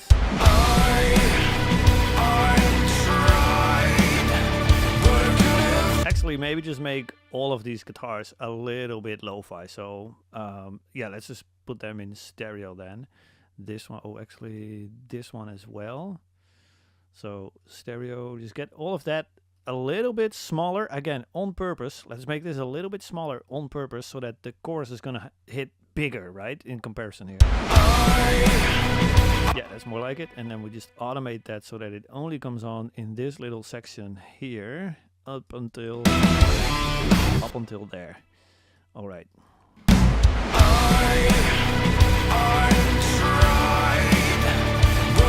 And I want them to come down just a touch in volume. Again, just making this section a little smaller on purpose so that the chorus, in comparison, right, sounds bigger. So.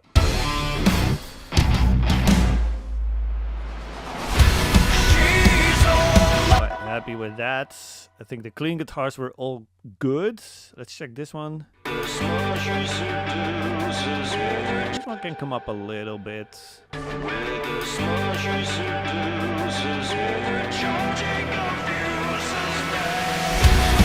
Yeah, and I still think those can actually come up a little bit, both of them. So let's see if we got some volume here. Alright, so 1 dB or something. That's already a bit too much.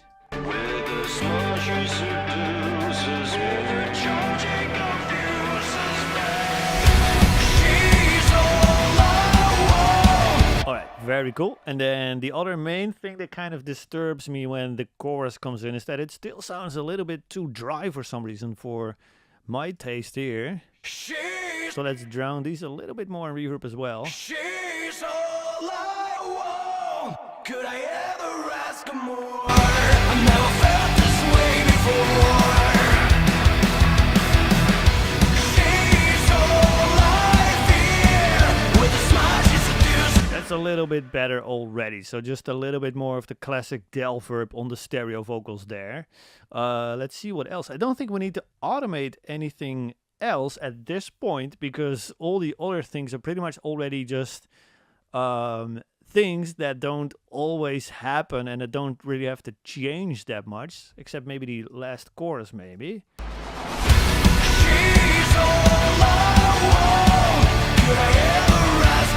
But even there, I'm pretty happy with what it's sounding like.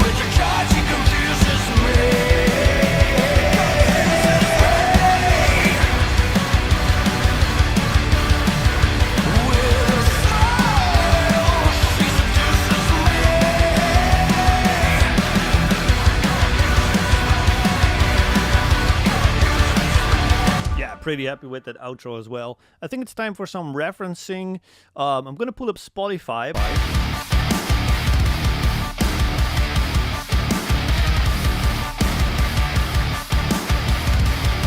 So I'm just checking out A Day to Remember. All right, so that was A Day to Remember. Just checking the low end, etc.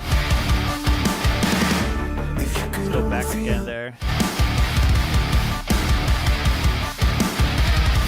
All right, let's check. We're pretty close, at least in the things that I'm listening for in terms of low mids is what I'm listening for most of the time.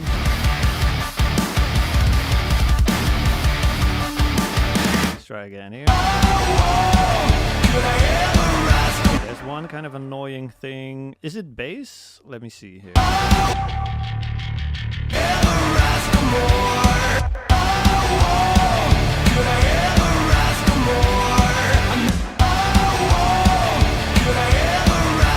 Probably bass or bass synth. Maybe it's actually bass synth here. That spike there was just kind of bugging me on that one note there. Yeah, that's more solid.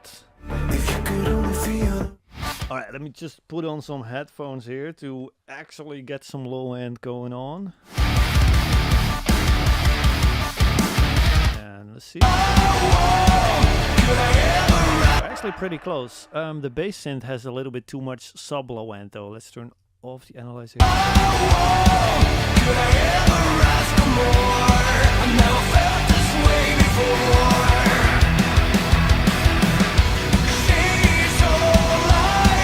It's a little cleaner sounding this way. Yeah, we're actually pretty close in the low end. Pretty stoked with that. So I'm not gonna change too much on that, just on this mix here, because I feel like, yeah, we pretty much got that down in the good ballpark there, which is great. Very nice. I love that. This is also the only reference tracks I'm gonna need. There's another one here, which is called Wrath by The Ghost Inside, but the guitars there are doing a lot more palm muting, which is naturally gonna lead to a lot more low mid. So just quickly play this for you guys. This section here.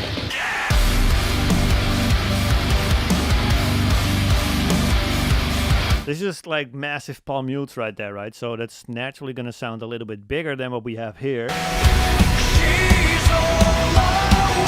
But even then, I'm not unhappy with what we're getting here. So I think that would be a great place to kind of wrap this one up, guys. I'm at that point where I don't really have to kind of tweak anything anymore, right? We've got all the faders up, we got everything done here. The only thing that I have kept muted on purpose is this bass synth over here. This one, which is basically a sub synth here. It's so low you can't even hear it, it's just a sine wave here. I literally can't hear it on the NS10s here. But that's just like following the sub notes in that pre-chorus. That little section right before the chorus. I kept that muted simply because, again, that contrast between smaller pre-chorus, massive chorus, I want to just, you know, max out on that. And when I give that pre-chorus a lot of sub-low end, then it's going to be very challenging to get the chorus to sound bigger than that, right? At least that's my opinion there. So that's why I kept that one muted here, and I'm not going to touch that or use that at all. We'll see each other soon. Have a great one. Take care. Bye-bye.